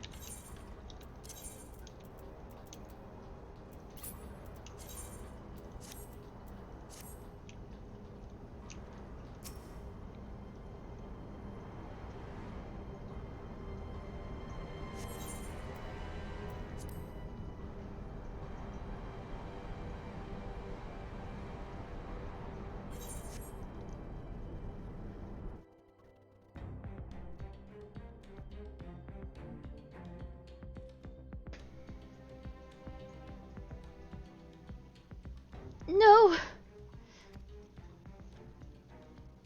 Manvelia and the rest, thank goodness they're safe. I'm the one you want. Leave the others be. If you harm my friends, I swear I shall take my own life, and then you shall answer to your mistress.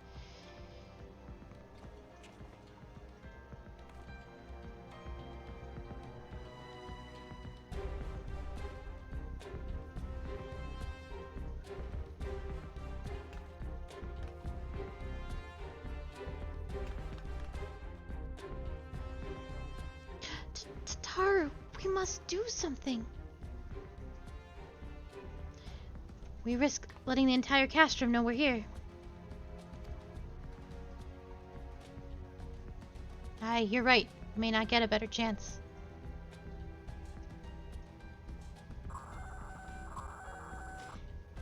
This is 3rd Squadron. What is it? A Reaper? Seized when? And this has only come to light now? The culprits will have left a trail. Take as many men as you need and scour the area. I want that Reaper found. Now's our chance.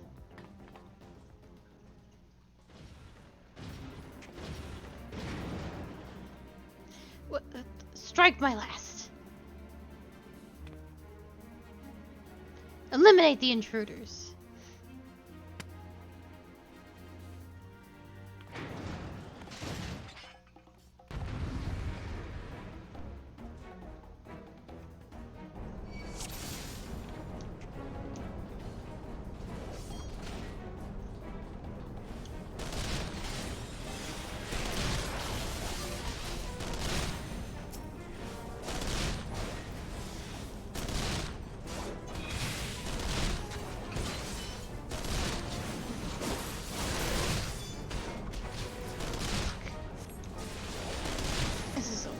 Okay.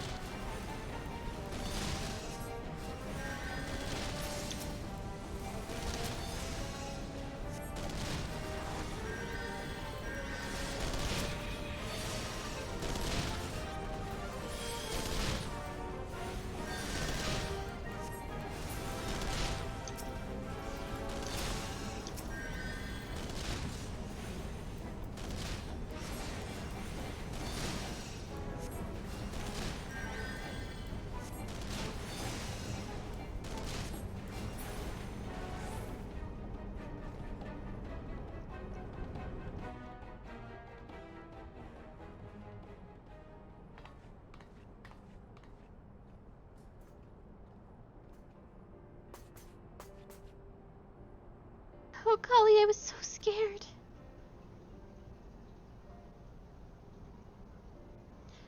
It was foolish of you to come here. You might have been killed. But thank you. I shudder to think what might have happened had you not arrived when you did. I'd say, did you not see Thancred anywhere? I'm beginning to fear for the fellow. To linger here shall yield us no answer. Let us away ere the window to our liberty closes shut.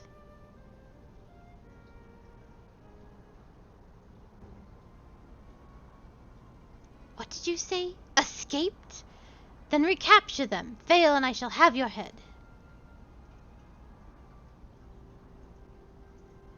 And what have we here?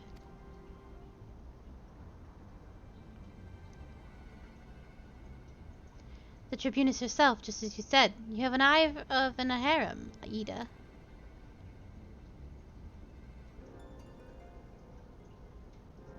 Well, she's kind of hard to miss in that showy armor of hers. Accursed scions, how did you slip our defenses? With unexpected ease, if truth be told. There chanced to be a commotion outside of Castrom's walls, which allowed us to avail ourselves of comforts of your vehicle.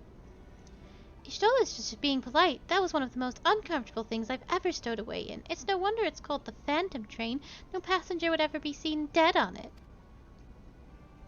So you scuttled amidst the freight like the vermin you are. I shall be sure to have words with our rat catcher. Such negligence is unforgivable. That is far from our most pressing concern. First you must answer for your own wrongdoing, Livia Sasjunis. 'Twas you who led the raid on the Waking Sands. You who butchered unarmed men and women for the crime of being unworthy of capture. You killed our friends and will never forgive you.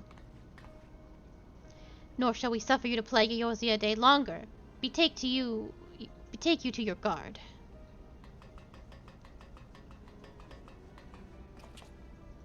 More intruders! Protect the Tribunus! Confound it, Ida, with me!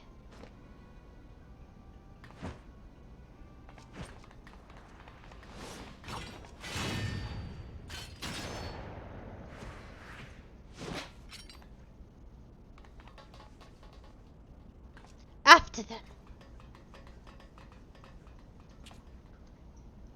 Where is His Excellency? In the hangar, my lady. In discussion with our guest.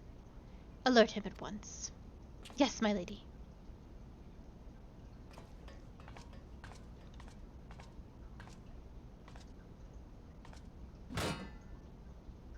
No, no, no, no!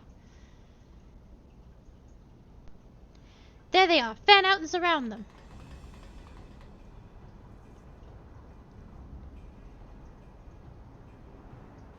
Must protect Tataru. Biggs, I'm going in. See everyone to safety.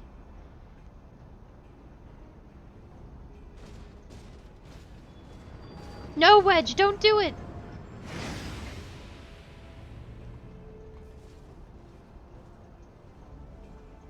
Oh no. Akali, hold them off. I'll look after Minfilia and Tataru.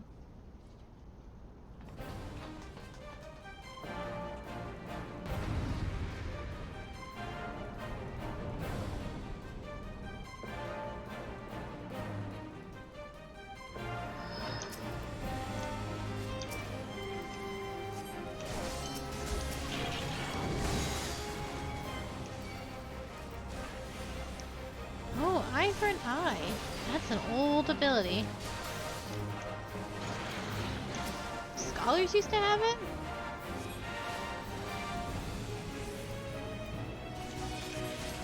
Does not exist anymore, I'll tell you that.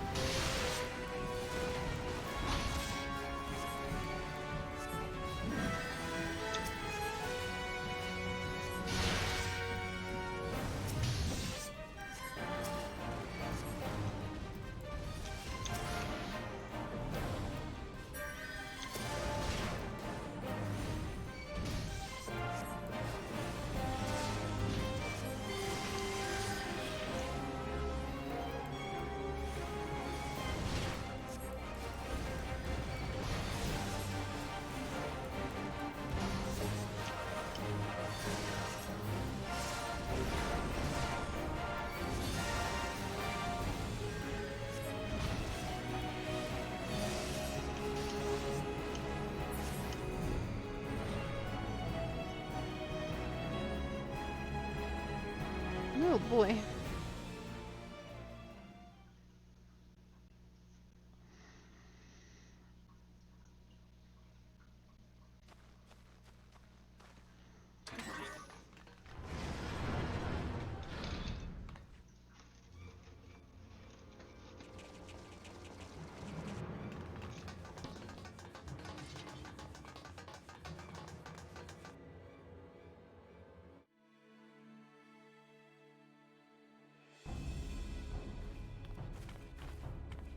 Take the leader! Kill the rest!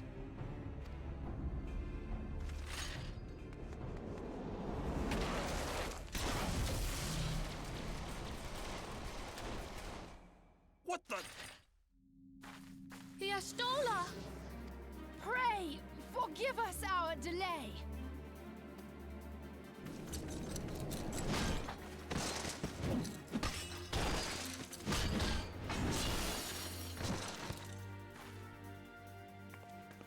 Papolino, Minfilia. Ida! What took you so long? Well, it's nice to see you too. The reunion must wait. Right. First things first. Yes, let's get back to being heavily outnumbered.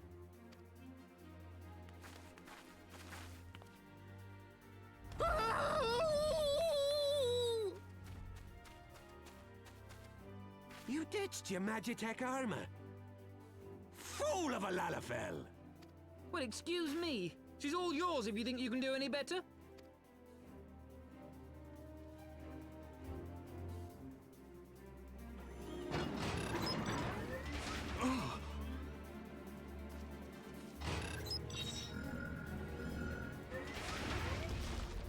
But there's no one in there.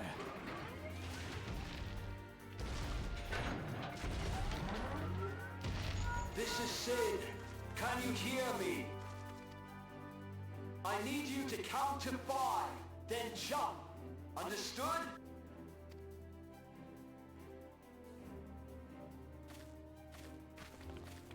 One, 2, 3. 4.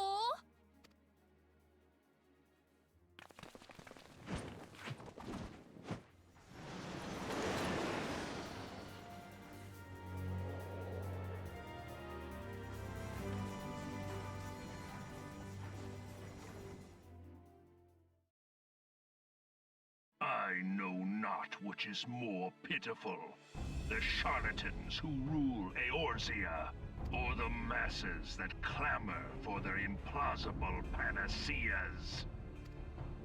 I see that which they cannot. This realm founders for want of a ruler with true power. The power to cast down icons. If you continue to deny this truth, it is the people who will suffer. Embrace reason.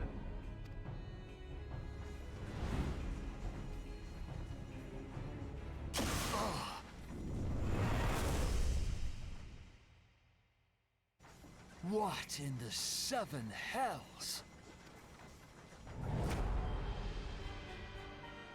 Oh no. It's here. 12 preserve us. They finished it. Ultima weapon. So it has a name.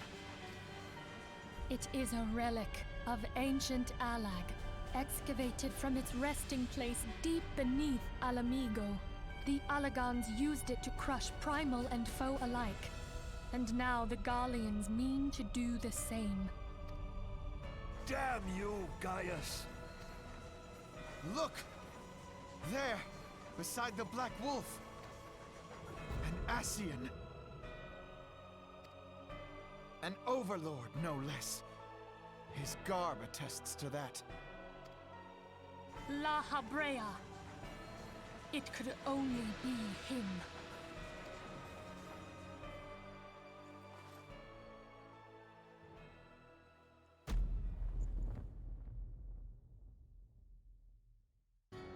Thancred!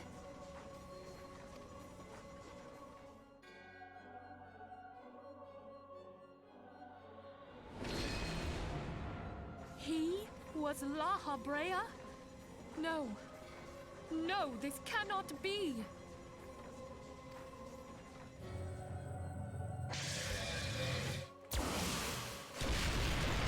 We have to go now! Hang on! Thancred! No!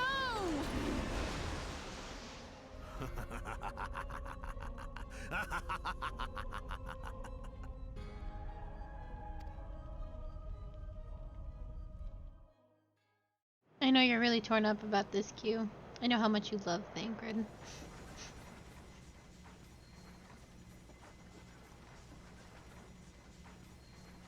All that time, the enemy was beside me, and I never even suspected. And to think that it was I who suggested that Thancred investigate the Asians. How could I have been so blind? Small wonder the enemy knew our every move, and where to find us. Confound it all! No, this is not the time for self-doubt. The Alliance leaders staked their hopes on the Scions, but now they believe us all dead or missing. When they learn of the Empire's new weapon, we cannot be certain what they will do. This is a Final Fantasy game, and that boy had silver hair. He was fucking doomed from the start. He never had a chance to not be a villain. It's just how it be.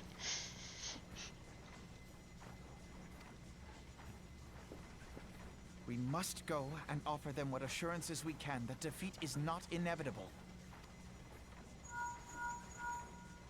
Kryl, this is Minfilia. The situation I may am have in taken some an haste, ill so turn. forgive me if I seem brusque. The item I requested. But the battle is it far ready? from over. And so long as we Wonderful. stand together, I'm sorry to there press, shall but I ever be need hope it of urgently. victory. How soon can it be delivered?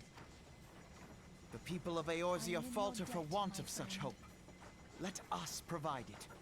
Let us bear to them the tidings that the Scions of the Seventh Dawn are returned.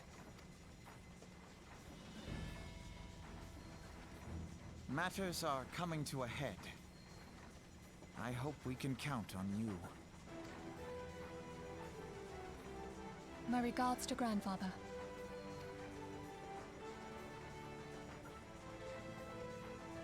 I am ready. Let us pay a visit to the Council of the Alliance leadership.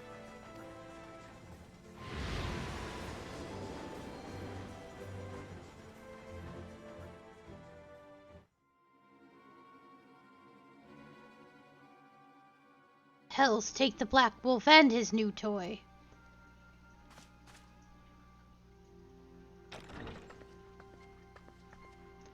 Rally all available forces. I want them ready to move upon my word. And relay to Sassafras the order to sail. That is all.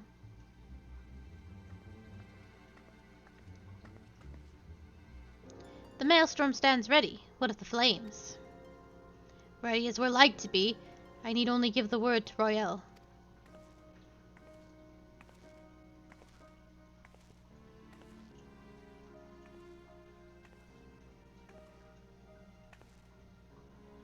Has there been no word from Ishgard?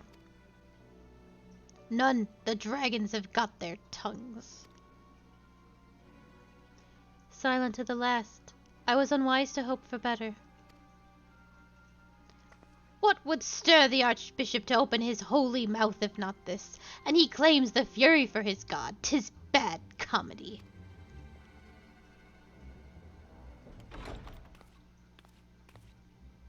The Holy See has made its choice. We will proceed without its cooperation.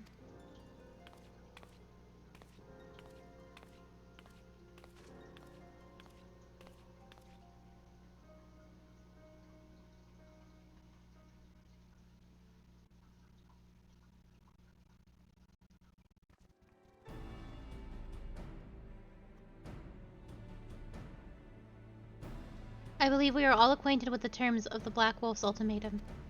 We must agree upon a course of action, not less than the fate of Eorzea hangs upon the decision of this council.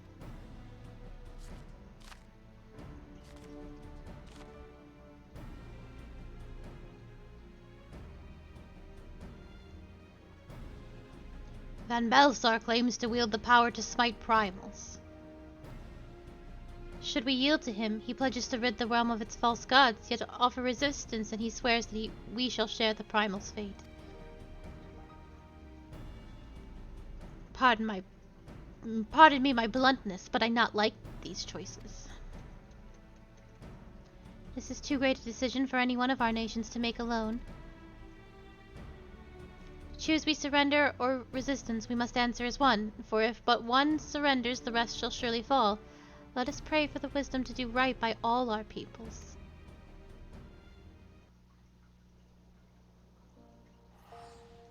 Oh, thank you, video game. Sorry we had to resort to such dramatic methods to escape. Things escalated so quickly that Elfino and I saw no other alternative. That wasn't at all how I expected things to play out, but at least we escaped with our lives. What do you think, Akali? Was she impressed? Do you think she might consider... You know. Deep in the desert of my heart, a lonely flower blooms, yearning for heavens above to quench my thirst for you. Oh, Akali, I hope my singing doesn't bother you. I'm rather fond of this little ditty. It reminds me of home. Where is Oriange? I wish to speak with him. Thancred's plight troubles us all, yet we cannot allow anything to come between us and our goal. So long as the ultimate weapon exists, Eorzea will never know peace. Let us go to the Alliance leaders, Akali, and help them make the right decision. Once the people of Eorzea learn that the science of the Seventh Dawn have returned, they will surely rally to our cause.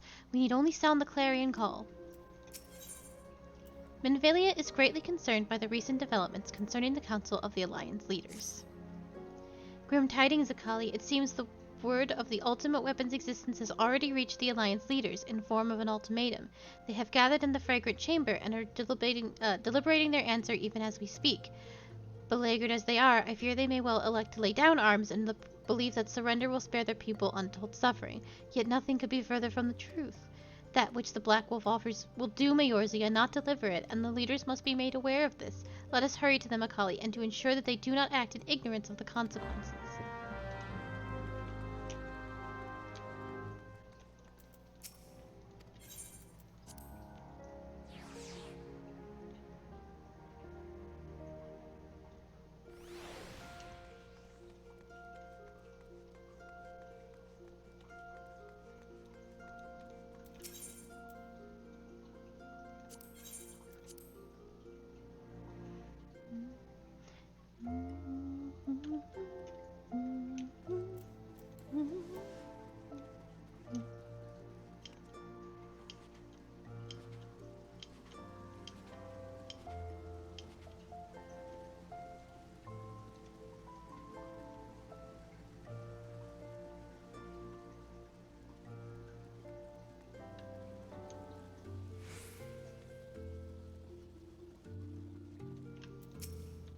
The Council of the Alliance leaders is presently in progress in the fragrant chamber. I must ask you to step away from the doors, madame.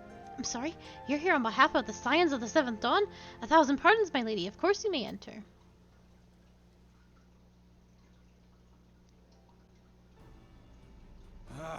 We keep treading the same ground. Van Belsar's demands are clear.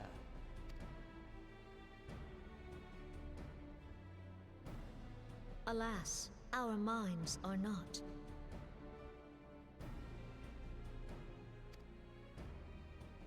I've never been one to shy from a fight, but if this weapon of theirs can do all they claim... It has been 5 years since the calamity, and our people have scarce begun to rebuild their lives.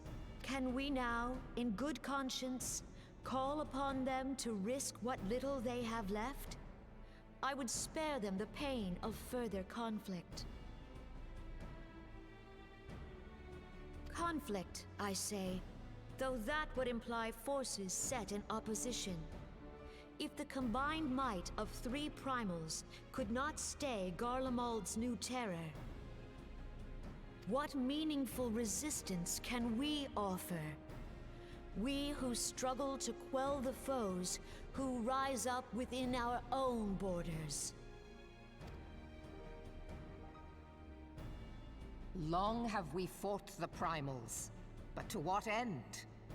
We strike them down at no small cost, only for them to rise again and again. Are we to play this profitless game for the rest of days? I, for one, grow tired of it. Mistake me not. I do not propose to trade one tyranny for another. I love liberty. But conciliation need not mean oppression. By the 12, though neither of you cried surrender, your every word betokened it.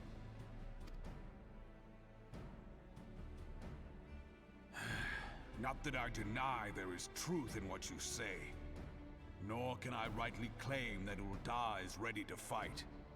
Refugees flood our gates, and beastmen swarm our land, while the great and the good do nothing.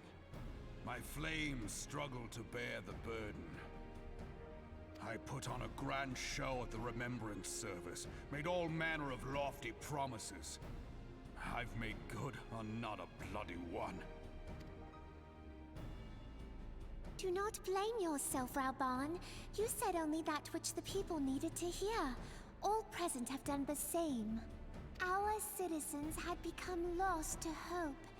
If our words serve to kindle it in them anew, better we speak than remain silent. Our enemy condemns us for failing our people. Yet what does he care for their well-being? While we labored to rebuild their lives, the Black Wolf built instruments of murder with which to end them. Her Majesty speaks true. For all our failings, the people's well-being has ever been our foremost priority. While none among us ever doubted that the Empire would one day resume its war, we scarcely had means enough to solve the problems of the present. Aye, which is why we look to others to safeguard our future. The Scions of the Seventh Dawn. Alas, they are gone, and the Black Wolf is at our door. Admiral! I fear you are mistaken. Alphinaud, Minfilia, and 7 hells! Master Garland?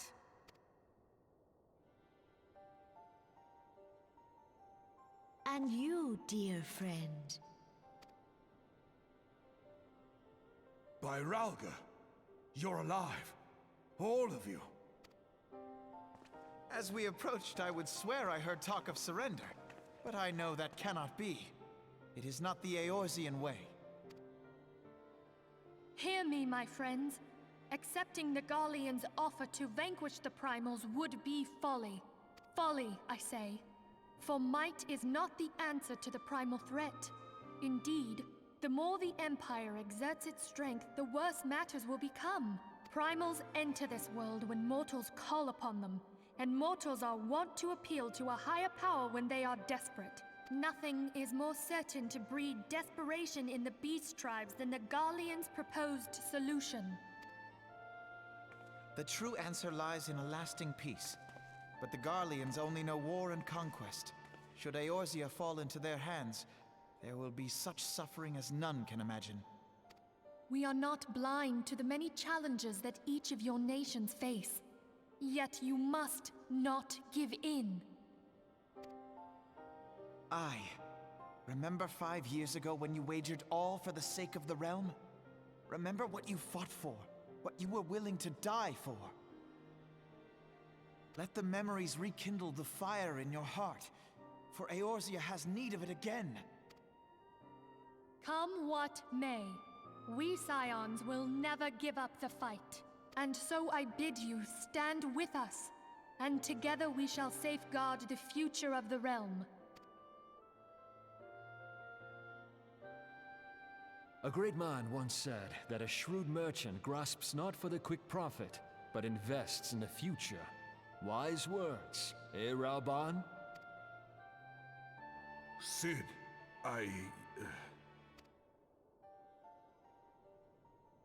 Your words stir and shame me in equal measure. How could I contemplate surrender? I know full well that all we have, we owe to the sacrifices of those who went before us. Yet the seeming hopelessness of our plight robbed me of my insight.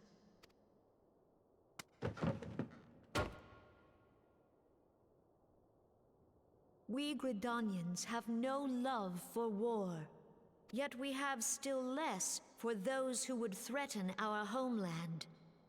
Ever have we fought to protect those things we hold dear, and this shall never change.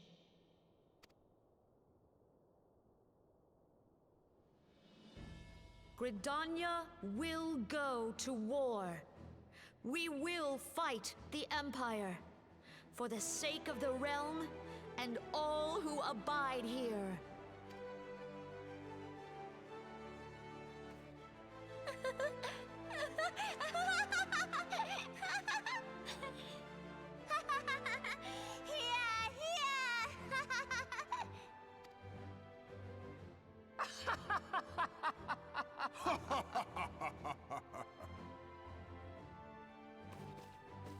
At long last, I hear words worthy of a founder of the Alliance. Raoban, are we to be outdone? I lost one homeland. The thought of losing another had blunted my resolve.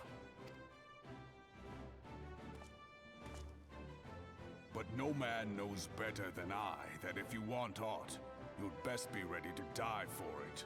With great danger comes the chance for great glory and great profit. We Uldans who have turned sand into gold know this well. How many times have we fallen into the pit of despair, only to have you pluck us out? I've fair lost count.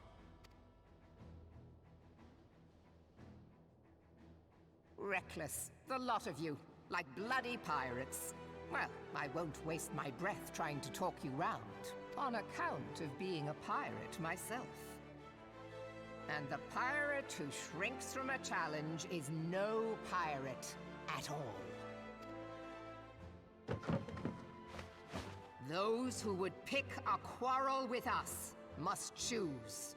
Back down, or go down with all hands.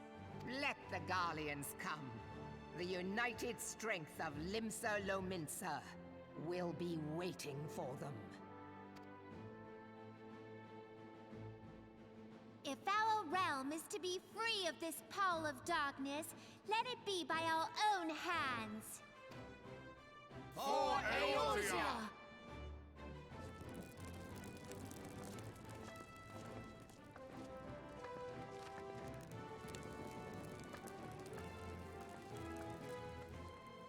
We must needs consider how the weapon may be brought to bear against us. The Maelstrom will secure strategic points along the coastline. In the meantime, the flames will deploy at... Be at ease, my friends. You have banished our doubts. Pray leave the military matters to us, and retire to the waking sands. We will send word anon.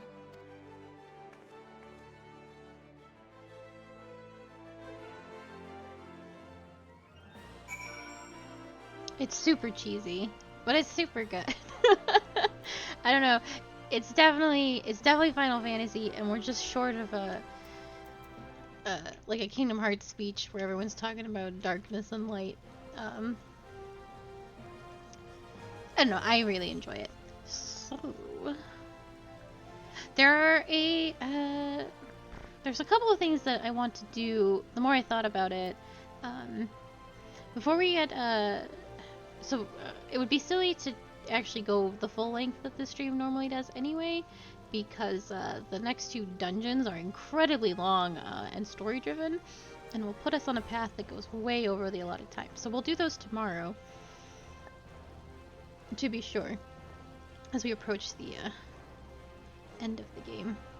Or not the end of the game, the end of A Realm Reborn. But there are a couple of things that need to be done anyway. We need to get Dragoon up to 50 before we get too far into A Realm Reborn patches, and we should probably do Ninja as well. And Summoner has important lore as well, alongside some of the profession classes too. So I actually have a lot of work to do going forward, but I will unlock those classes with the last bit of time I am looking to stream, both of which are in Limsa Lominsa and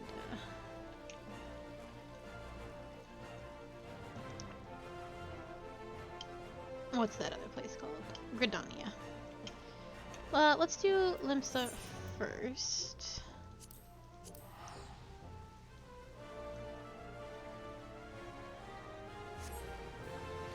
Yeah, I was thinking about it and I was like, oh, there's important stuff in like class quests and stuff with story that it's good to have and know.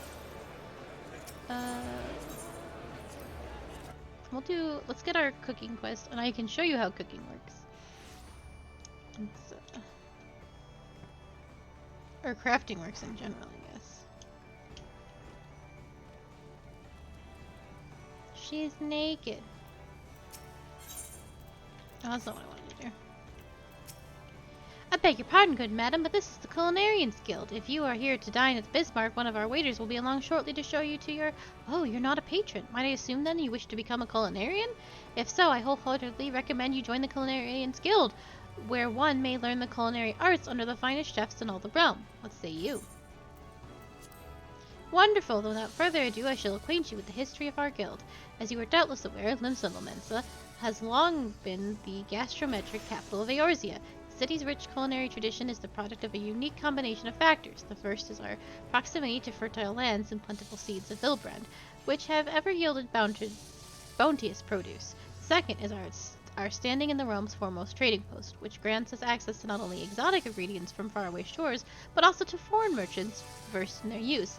We are, in short, the beneficiaries of culinary knowledge from every corner of the world. Until recently, knowledge of this kind was passed on solely through word of mouth, and was therefore susceptible to corruption and loss. But that all changed when one man made it his mission to catalog every recipe of note. His name was Admiral Gostlif Bloswigen, also known as Mass Cleaver. The man's love of fine cuisine was such that, at sea, he would regularly spend as much time preparing meals in the galley as giving commands on the bridge. It was none other than he who founded the Culinarians Guild and codified cooking methodology. Today, the guild carries on Valdewafen's legacy through the scope of our endeavors and has expanded it significantly. Not content with simply preserving existing recipes, we labor tirelessly to devise wholly novel culinary creations with which to delight the senses. To this end, our doors are open to folk from all walks of life, including adventurers such as your good self. One may liken our guild to the great pot of stew, and each member an ingredient of imparting unique flavor. And with every dish, however, adding ingredients willy-nilly is certain to spoil the taste. Before you may take your place in the pot, you must be deemed a worthwhile addition to the guildmaster Leslath, a man whose passion for cookery burns hotter than any oven. Before troubling him, though, I must warn you that ours is a truly sweltering kitchen. As such, you would be well advised to ask yourself, can I stand the heat? If you earnestly believe you can, speak to me once again, and I shall be glad to guide you through the enrolling process. So have you resolved to walk the path of the culinarian? Wonderful, then you must speak to Guildmaster Lingath at once. Ba-da-bum-ba-hum-bum. This will come as no surprise, but he is the finest chef in Limsa Lominsa. His skill and dedication are second to none. You will find the guildmaster up the stairs yonder, keeping a watchful eye on his charges. Impress upon him your desire to learn, and he will surely find a place for you in his stew, by which I mean the guild.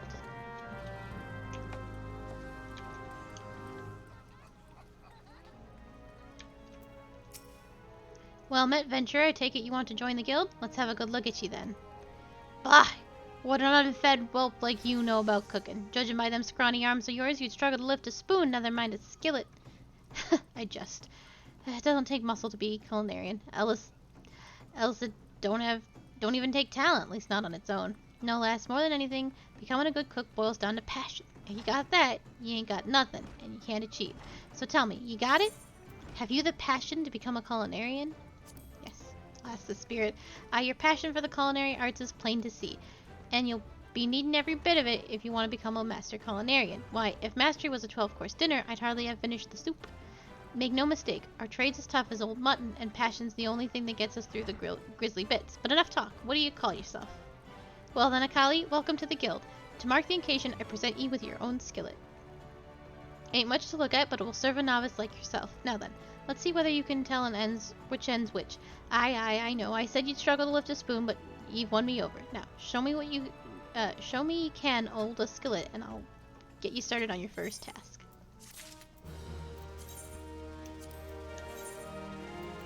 I will also end up being naked. Don't look. Oops. Don't look.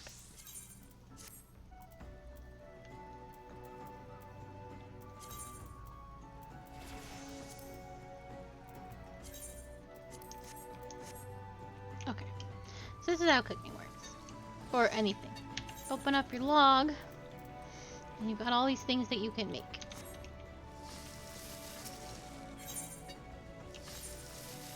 Let's see.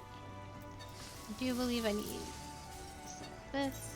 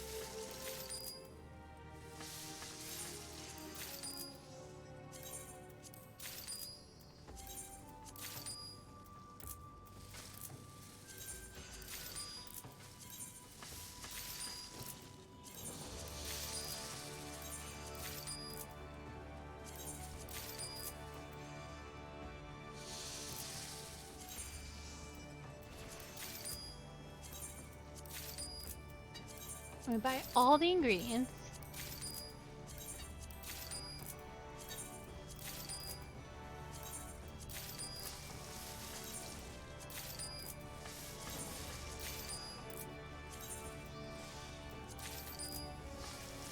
This is gonna be the most exciting episode ever.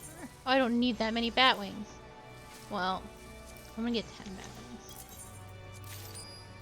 And I don't think I need any crowns. Okay. Now I have 99 salts. And I can synthesize. I definitely do. I need all my bars. Okay.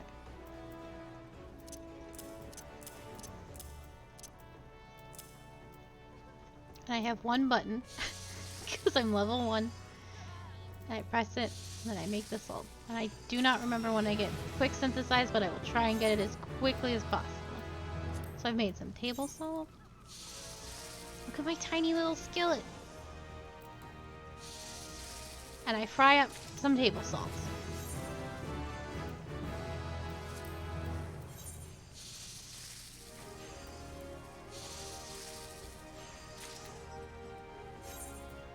And I can fry up some maple syrup.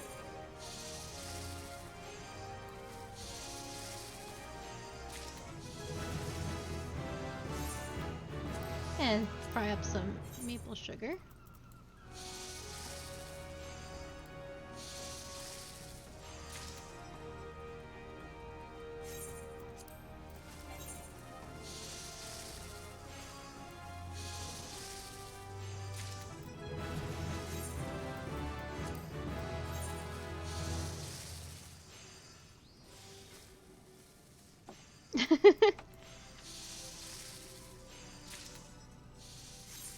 And we can fry up some raisins.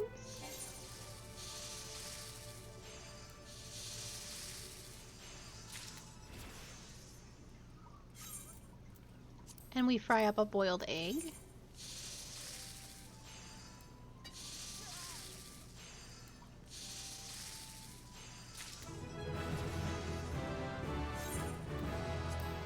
And some flour. So how things work is, so so it says 40 durability, but it's basically, because the durability goes down in 10, I have 10 chances, or I'm sorry, I have 4 chances to get the quality and the progress up as high as I can. So I just got my,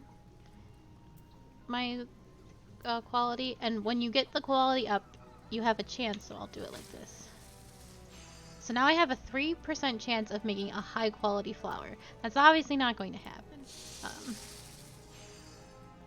Yeah, so I can do this. I can do one more basic touch to try and up the quality, and then I finish the craft.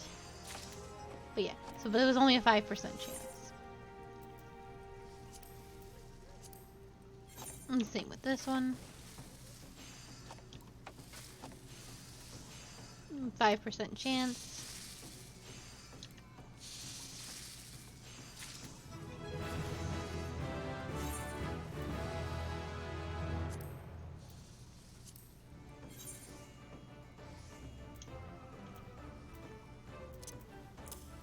So now I can get super far into the craft. So but I have 6 chances. I might do a third.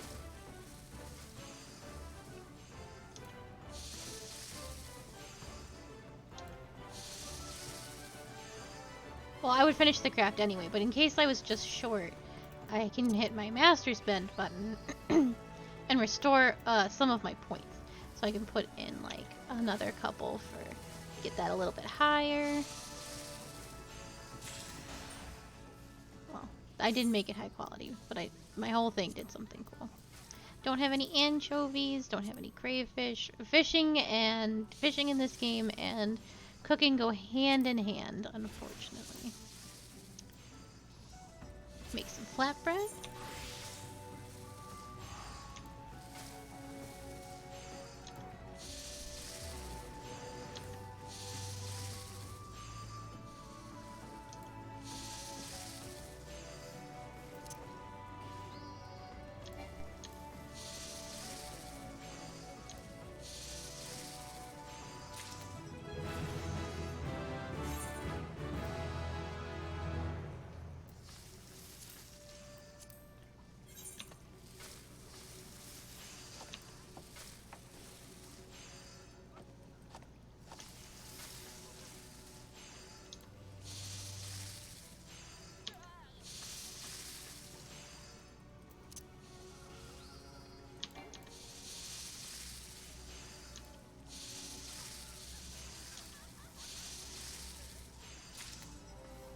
Trying to hit level 10 so I can do 2 quests and accomplish something.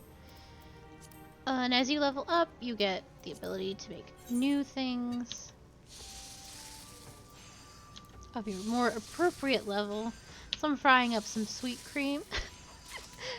It's very exciting. We'll fry up orange juice. You can fry everything and anything and everything gets fried up anyways, yeah.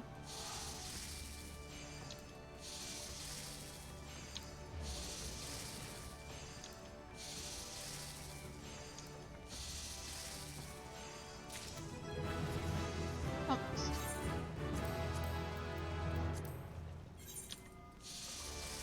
Oh, I know Rapid Synth now. It's over. They did. They gave me a chef monobar.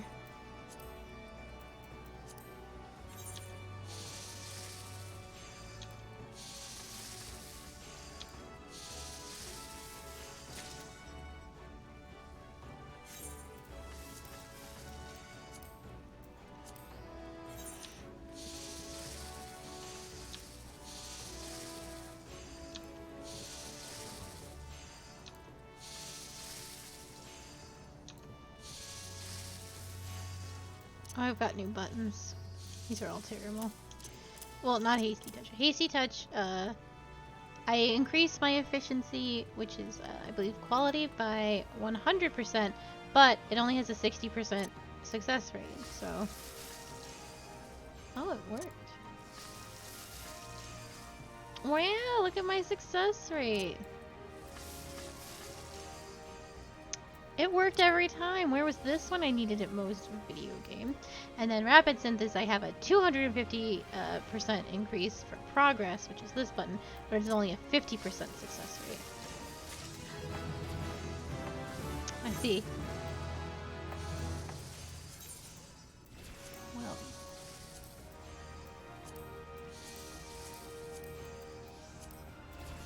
It would, of course, work on stream. Not when I need it the most. Or anything.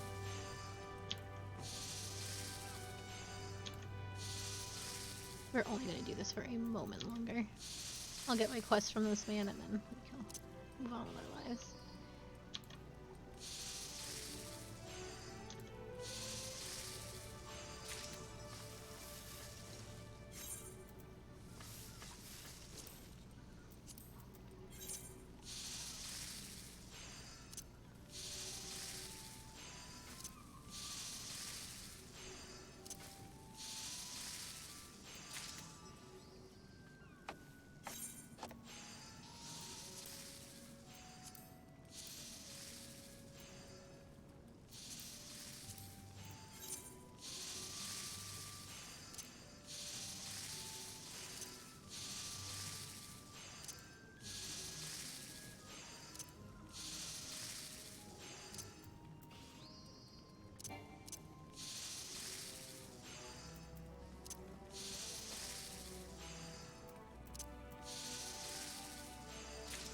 Hey Q, do you want to do me a favor?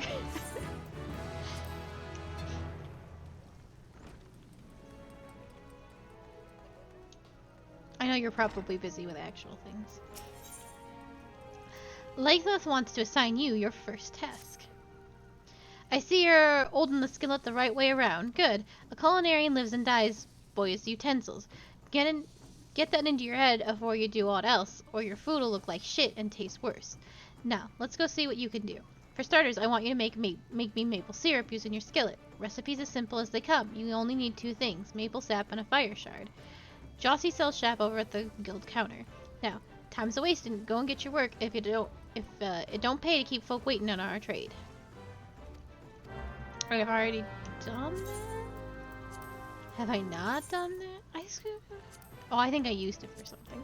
I did.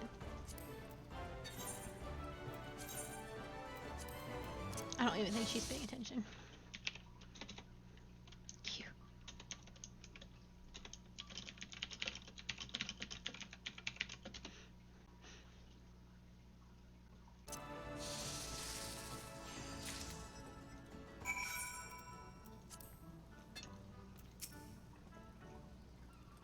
What in the 7 hells are you waiting for? I told you to make me maple syrup, didn't I?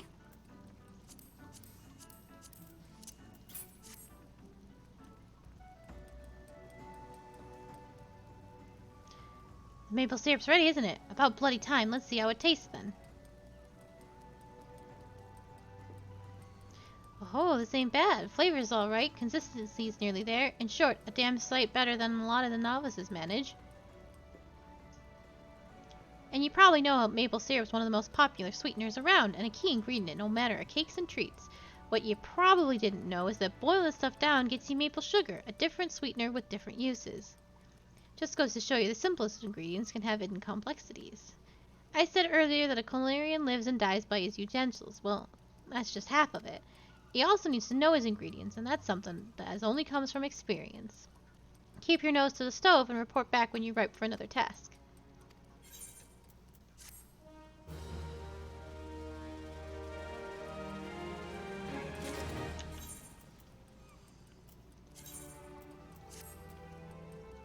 Fantastic. Legath wants you to cook for a fellow culinarian. You've come at a good time, Akali. Just so happens I need your help with something. One of our chiefs buggered up an order a bit ago and's been down in the dumps ever since. Ingram is his name. Joined the guild a few moons ago before you did. Determined lad, but don't take to failure too well. Anyway, we can't have him crying in his soup. Plays havoc with the seasoning, see? So I want you to try and cheer him up. And there's not like a good meal to take a man's mind off his failings. This cat looks just like me.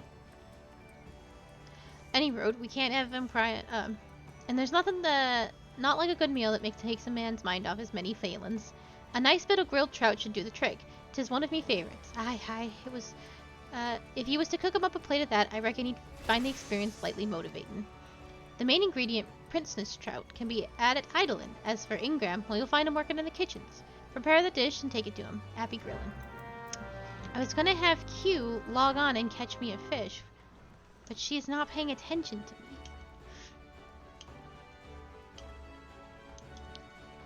She has abandoned me in my time of need.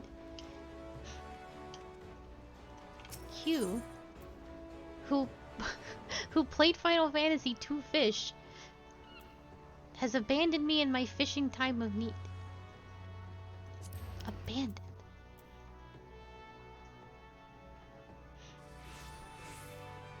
Now I have to buy one off the market board.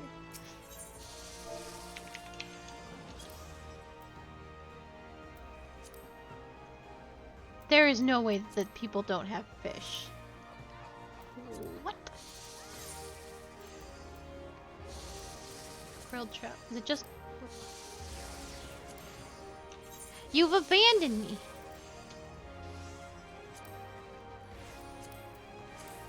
How are there no princess trout?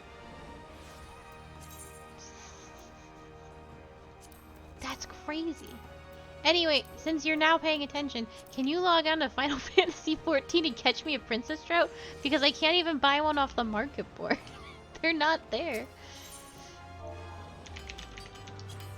I can tell you exactly where to find it. That's crazy to me. I can tell you exactly where to find this fish. I'm not unlocking fishing to catch a single fish. I've already fished. Is it middle? Yes. You're gonna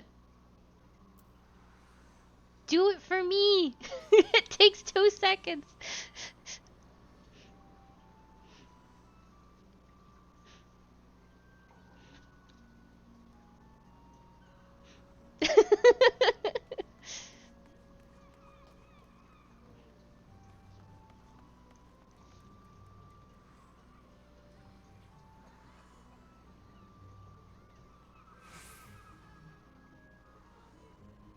I hear her complaining upstairs.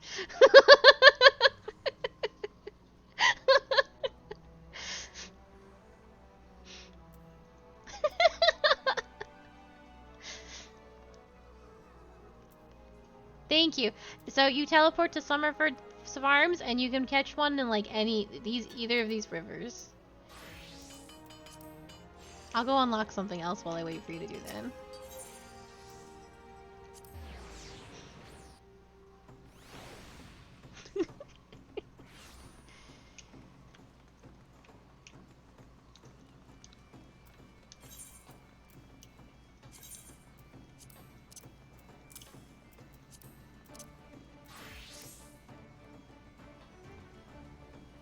Oh, I thought you were complaining that you had done enough.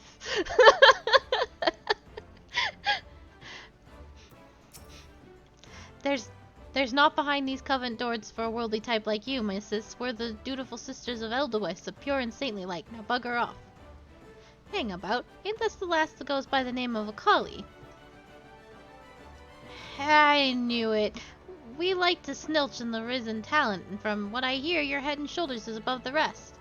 If you can handle yourself as well as you say, you might be well of use to us. Forget all that. Sisters of Eloise Bullocks, that's just a bit of fun to pop off the curious culls. We're a guild of rogues, lass, and mainly our marks, as does the Prellian. Me and mine work in the shadows of Limsa, taking a keen edge to the rocks and cacklers that have earned themselves a million. We don't tout for members, but every now and again we might offer a promising young clove a place in the ranks. If you're interested in joining us, tip us your daddles and we'll put a hilt in each one. Just like the gods intended. So what do you say? Fancy learning a new trade? Do you wish to join the Rogues Guild? Yes, I do. Good to see you're keen, but I should probably warn you of food points before you dive in.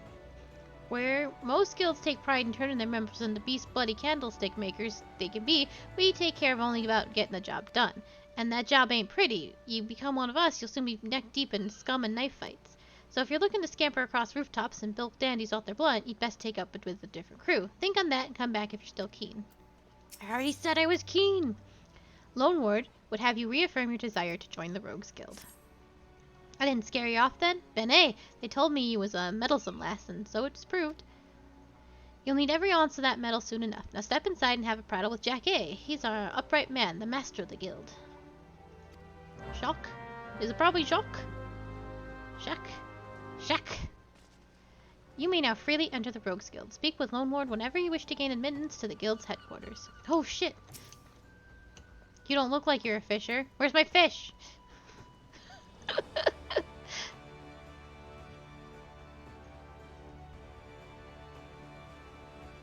Do you just have princess trout in your pocket?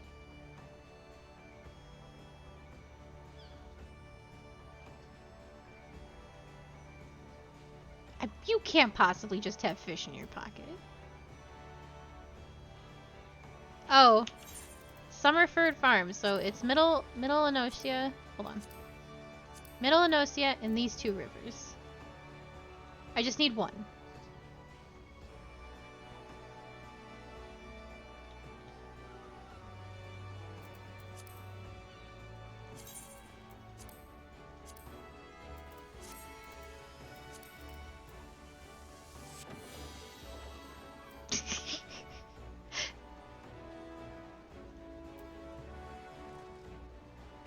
Yeah, thank you.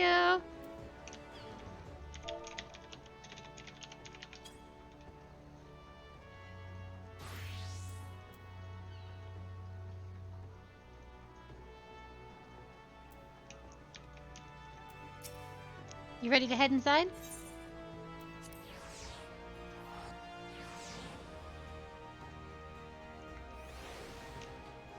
Jacques. I'm gonna call him Jacques.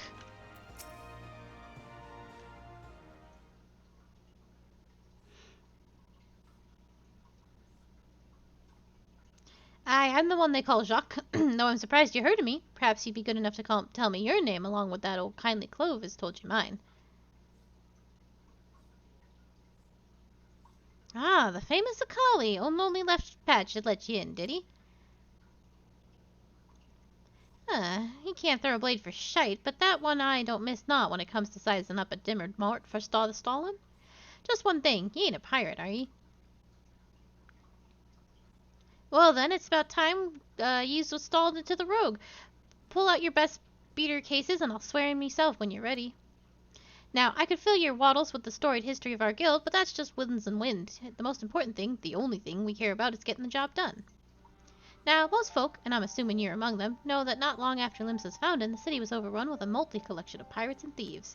But as wild as that lot were, it soon became clear that they'd all end up killing each other if they didn't have to lay down a few rules, an unspoken code of conduct, as it were. Once ye don't bite the purses of your fellow Lumensians, two, ye don't... Oh my god, this man's accent is so hard from my little brain. 1, you don't buy the purses of your fellow Lumensians. 2, you don't rook a crew out of your spoils. And 3, you don't trade culls like they were chattel. I'll admit the finer points of the code are a bit murky, but most agree on those 3 at least. Now, you might be thinking none of that amounts to sackadilleberries when the admirals outlawed piracy, but in the back alleys and black markets where Millwarp script ain't so tight, the code's still alive and well.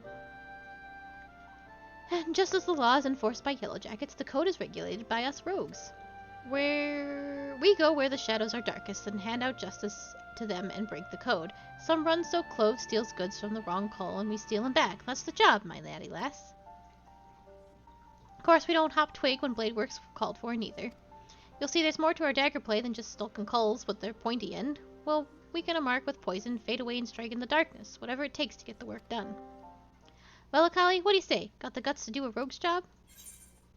Do you have the guts to do a rogue's job? Yes. Alright then, first off, we'll have to get your kit sorted out.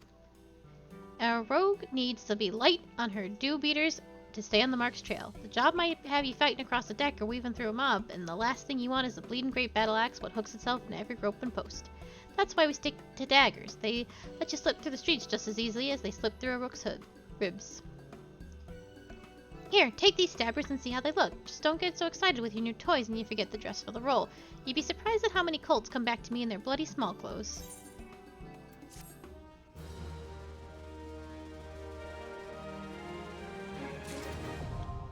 I've got daggers.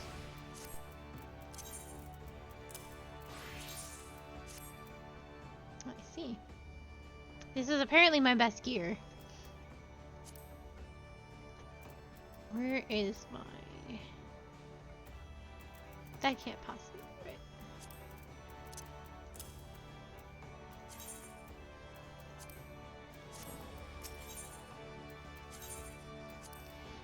Jolk wishes to give you a few pointers on dagger play. Managed to strap those daggers without cutting yourself? Well, we're off to a good start, I'd say. Next, you'll want to get a feel of the weight and speed of your new weapons. I reckon those bleeding cheats in the field outside Limpsus should serve for your first lesson. Aye, test your blades on a few of them lambs and slice them some rats and pugils for good measure. Mind you meal them besties one at a time, though, lass. I know you've served far worse in the past, but no dimmer-dammer with them stabbers just yet. I don't know what you're saying to me, Jacques. I'll be perfectly honest. I got stabbers in my fambles.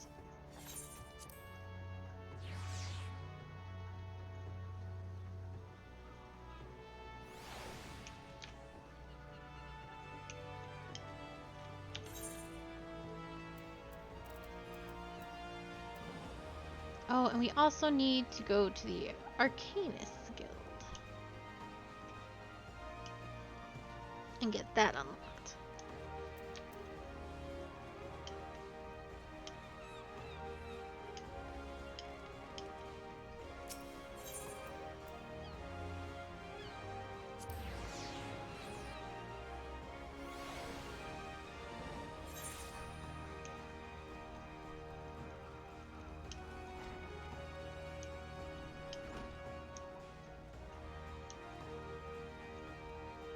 Yeah, it's tough to read. Nothing makes any sense. Welcome to the Arcanist Guild.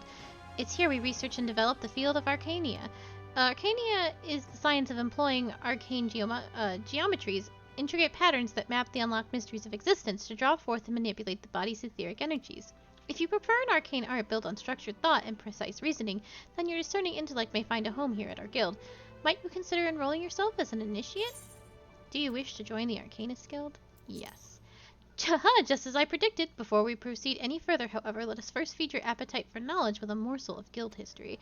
The roots of Arcania can be traced back to the historic calculations practiced by the people of the South Sea Isles. It was these island folk that first discovered a method to express natural phenomena in mathematical terms. Building on this process, the existing mathematical formula were further developed into arcane geometries, precise patterns that allowed a practitioner to wield aether into specific magical effects. The mages who invoked this new form of magic became known as Arcanists, and the school of Arcania was born. Many such mages, wishes to expand their understanding of the world, took to the seas aboard trading vessels. Upon their arrival in Limpsa Lominsa, Arcanists found themselves welcomed into the academic elite and soon secured positions in the realms of governance and council. The knowledge of an Arcanist, however, is traditionally passed on from master to chosen disciple. As such, Admiral Wellweb, counting several wielders of Arcania among her personal staff, became concerned this exclusionary practice would lead to the eventual extinction of the art. So, at the Admiral's express orders, an official Arcanist Guild was established, and the founding was provided for research and training.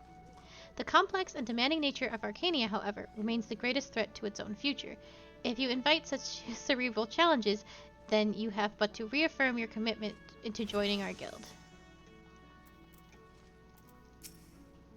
Well, have you decided to enroll in our guild, or are you now intimidated by the thought of excessive thinking? Marie wishes you to affirm your desire to join the Arcanist Guild. Your sound judgment is to be recommended. Now, standard practice dictates that I introduce you to our guildmaster, that you might convey your intentions in person. Due to our extraordinary circumstance, however, he is unreachable at present. Instead, you may speak with Mistress Thorgem, who has shouldered full responsibility for the guild's leadership in this interim. You will find her just over there by the bookshelves. You needn't be shy, though her mind is sharp and critical. Her manner is always most welcoming. Do you have my fish?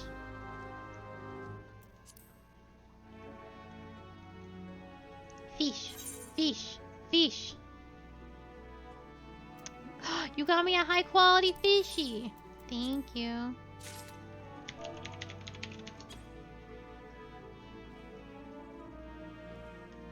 I appreciate it. Thank you. You saved me a lot of trouble.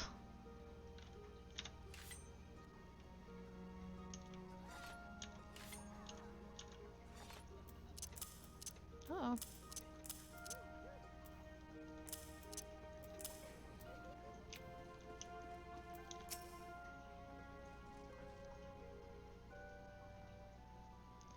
Yes, I am FFXIV. Greetings and welcome to the Arcanist Guild. As Marie has doubtlessly explained, I am serving as acting guildmaster until our wayward leader decides to return. I assume our capable receptionist also spoke of our art's origins. Allow me then to expound upon its nature. Arcania taps into the living energies of Aether. The evidence of this is represented most aptly, perhaps, by our ability to manifest the arcane entity Carbuncle and the manner of magic which his etherical ally employs in our command. The core of the discipline, however, is found by the pursuit of definitive solutions to any potential quandary, even on the field of battle. Nay, especially on the field of battle. This principle takes precedence. If one wishes to make certain the question of victory, then one must apply the most effective strategy. An Arcanist is measured by her ability to calmly analyze the situation from moment to moment and respond with the most appropriate spells at hand. The study of Arcania will test your mental facilities to the point of perplexity, and are you prepared to reason your way through this predicament after predicament? Are you prepared to reason? Yes. An ambiguous response, the kind I most prefer. Let us see now if the clarity of your words is matched by the sharpness of your mind. Here, take this grimoire in hand, and we shall judge your aptitude for our discipline. Oh no! Well. Oh, I apparently leveled up from taking the Arcanist quest. No, I need to put my book on now. And we add this.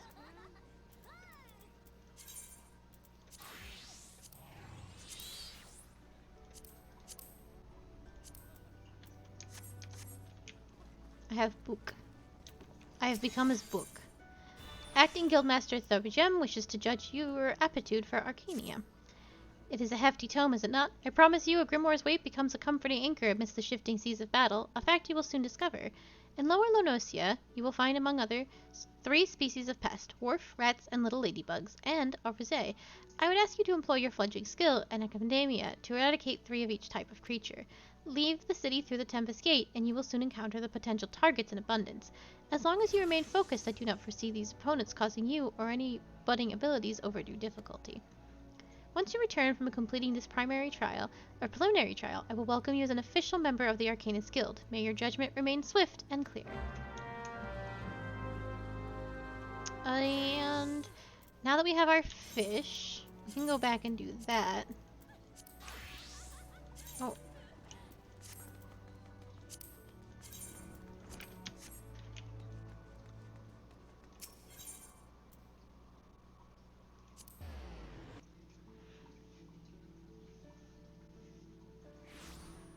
Ugh. Let me make my fishy very quickly.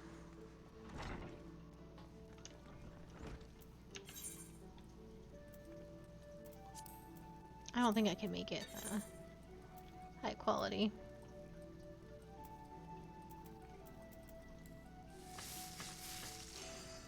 God damn, I'm gonna try.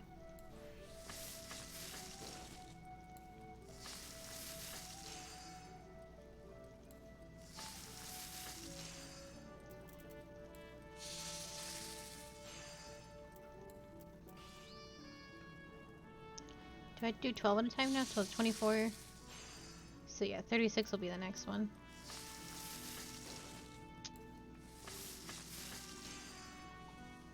Q gave me such a good fish. I gotta try. I can do that one more time.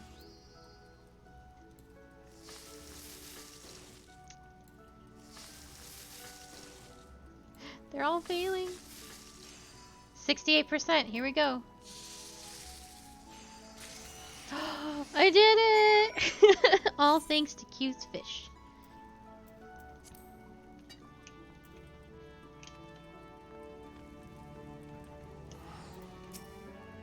What is it? A grilled trout for me? Well, yes, I am quite fond of the dish, but what have I done to deserve it? Nothing, apparently. Do you really want to trade this high-quality item? Yes. The guildmaster thought it would cheer me up, you say? Huh. Well, meaning though he may be, food is not the solution to every woe. But come, let us see your handiwork. It is my duty as your senior to give you counsel, after all. Surely not. You made this? It's true. The aroma, it's delightful. And the skin ever so slightly charred, just as it should be. 12 saved me. The thought of sinking in my teeth into that crispy layer and tasting the tender flesh beneath. Oh. Beg pardons. As I was saying, this is quite impressive. In fact, I doubt even the guildmaster would be able to fault it. Trust me, I know. But I don't understand it. You have been here scarcely long enough to learn syrup making, and yet you are already capable of this? Do you know how long it took me to achieve the same 6 bleeding moons? Gods, am I so utterly devoid of talent? No. I will not be outdone by a mere novice. I refuse to be outdone. My apologies. I thank you for the trout, and would have you accept this knife from me. Into your ribs. Use it in conjunction with your skillet, and your cooking experience will be much enhanced. Do not mistake it for a gift. It is payment for trout, nothing more. Besides, it would give me no pleasure to get the better of a woman who wasn't properly equipped. Now, leave me be. I have stock to take.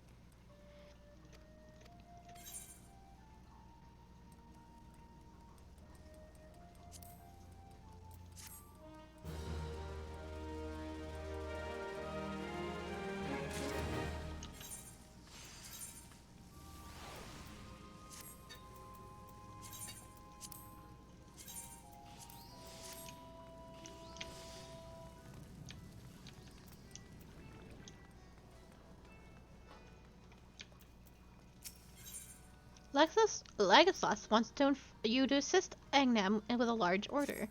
Ah, Kali, fine time, and I need your help. Remember Ingram? Well, your grilled trout did wonders for his motivation. Lad's been working his ass off ever since. Any road, I thought I'd give him a chance to prove himself with a big order for delivery, but it looks like he might have bitten off more than he could chew. Now everything he's made is made to me satisfaction, the problem being what's not made.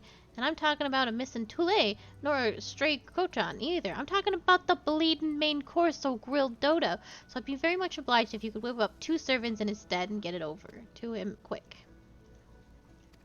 In case you're not familiar with the dish, 'tis one of Bismarck's old favorites. You rub garlic and salt on the piece of dodo tenderloin, then grill it. Shouldn't pose a rising star like yourself no trouble.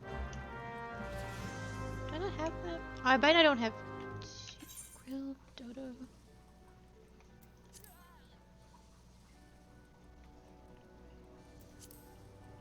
Oh, I didn't have, but I can make it.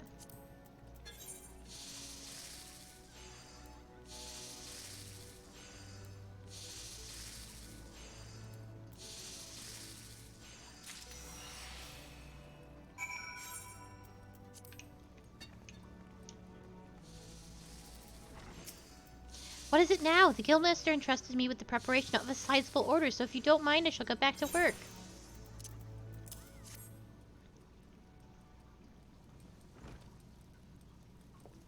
Huh? You brought me 2 servings of grilled dodo, and for what precisely do you propose I do with... the main course! How could I have forgotten the main bloody course? And it's far too late to start preparing now.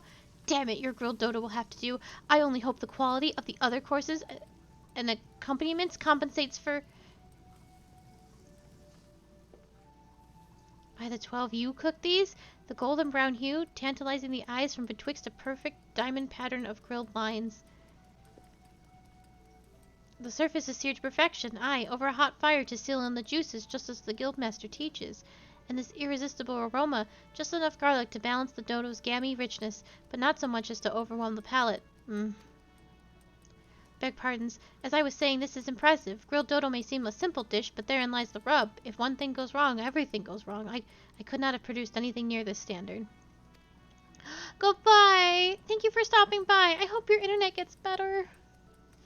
God damn it, I practice day and night in order to improve my skills, only to botch my largest order ever, and then you come along and save the day? You of all bloody people?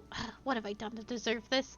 Suffice to say, I am not pleased with how things have turned out, but you've done me a kindness, and I always repay my debts. Listen well, for I shall share with you information that should prove to your profit.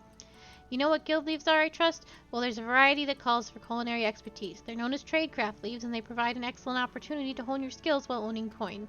If such work interests you, I recommend speaking to Timaki of the Adventurers Guild, and on that note, away with you.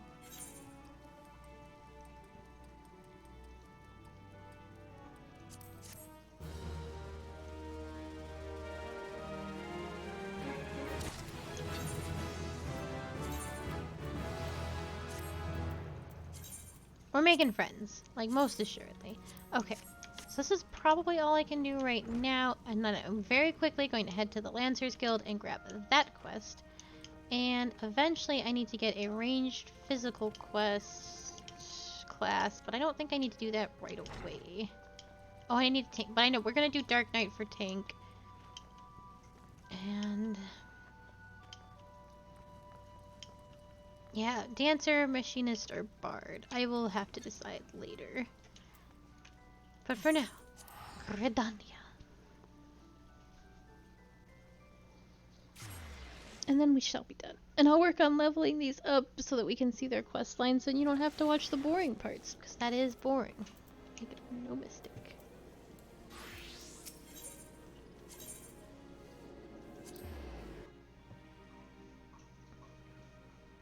Lancer quest is important for Heaven's Word expansion.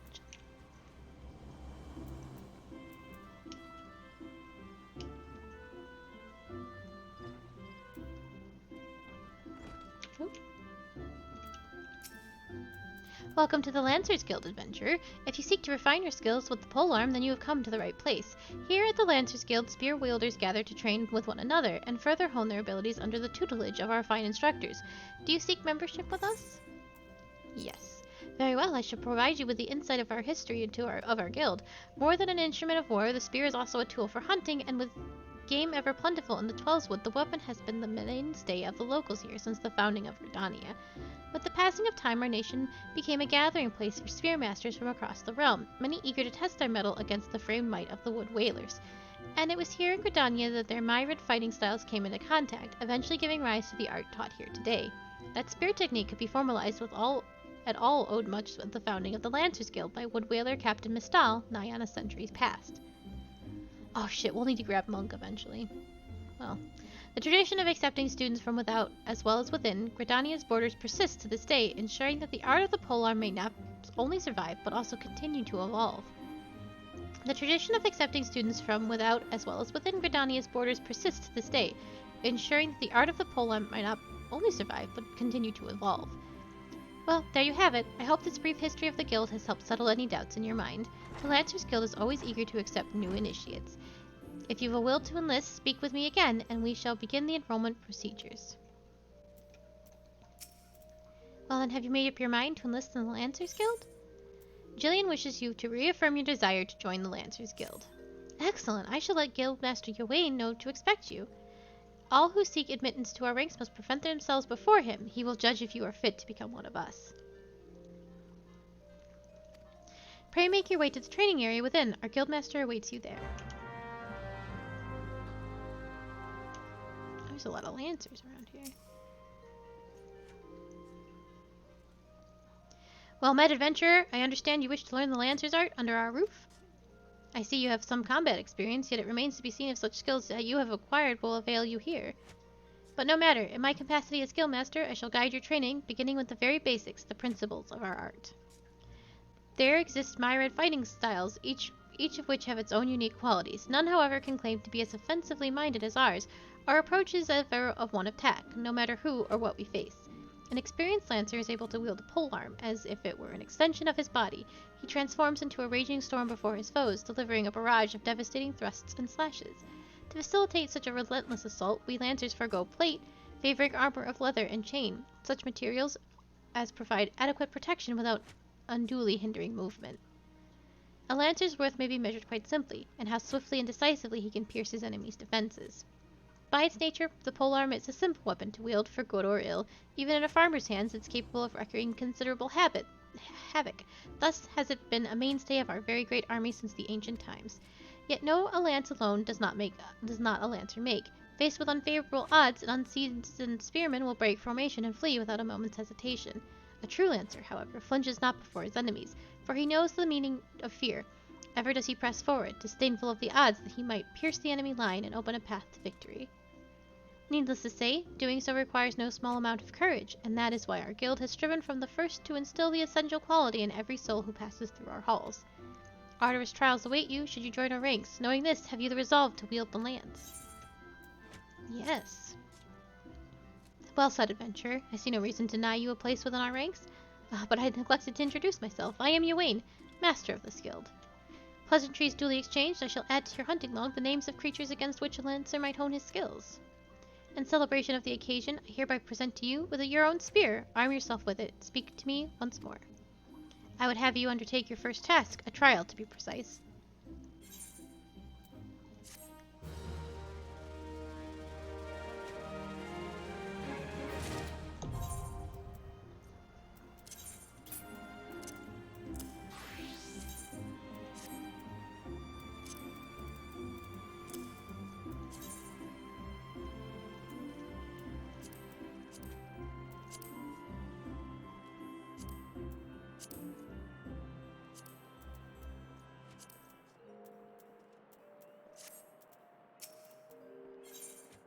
Ywain wishes to assign your first trial as a member of the Lancers Guild, so you were able to discern one end of the spear from another. Good. You are doubtless eager to prove your new weapon to the test, which is well, for I too have a test in mind, or rather a trial. In order to develop an affinity with your weapon and learn to gauge such things at its distance, you are to go forth and pit yourself against the creatures that roam just outside the city.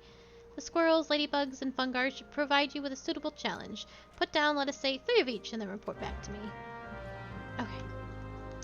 So I will work on leveling up all these classes, and I won't do any of the trial or like the class quests until I'm on stream so you can see their stories, because their stories are all genuinely, for the most part, pretty good. So with the classes that we have, well, I think the only tank quest worth doing, as at least story-wise, is probably Dark Knight, because I'm going to do quests that have lore attached to them. Or that I find that are genuinely good. So Dark Knight for sure, and maybe Gunbreaker. White Mage, the Scholar is gonna level up with Summoner, so we'll see the Scholar quests regardless. But Summoner has a lot of lore quests that are really good. Astrologian, I was going to pick up Astrologian, but now I think we have too many classes to sort of pluck through, so we'll see. We'll have to get Monk eventually. We might need all of these. We don't need Archer, and we probably don't need Dancer, but so Machinist will be our physical ranged. Oh god. And we might need to do all of these too. Red Mage is good, so I want to do it. Oh my goodness, there's so much to do. Machinist, I think, has the better lore. Dancer story is not good but the last Dancer cutscene is really, really good, so, yeah. But we definitely won't be doing these two. And we definitely won't be doing Bard, so we might have to do all of these. Black Mage just has interesting lore, but it's not necessary. Yeah, we might not do Black Mage. But I will level everything up on my own time, so it's not boring to watch. But I am going to call it here. I thought I was going to be ending sooner, and then I went on a side quest extravaganza. I do believe tomorrow we'll finish the A Realm Reborn main storyline, but we probably won't hit patches. So yeah, that's really exciting. Lots of dungeons tomorrow. It'll be a lot of fun. Thank you so much for watching and for being here. I will be back tomorrow, as I said, at 5 p.m. EST. I will make these streams a little shorter so that we don't burn through the game as fast as we seem to be. And if if Endwalker gets close and we are not at the end of Shadowbringers and have all the things done that we want to have done, then I'll make the streams longer. But it's super unnecessary right now. But yes, if you are looking for the beginning of this series or any of my other series, you can find those on YouTube. I forgot. And if you're looking for updates about me, like if I suddenly have to cancel tomorrow, I won't as far as I know, but in case I do, you can find those on Twitter. Those are all on my About page, along with everyone who has helped make this stream possible. My biggest heartfelt thanks to them and to you who watch. I really couldn't do this without you. Thank you so very, very much, and I will see you soon. Have a lovely evening and be safe. Goodbye!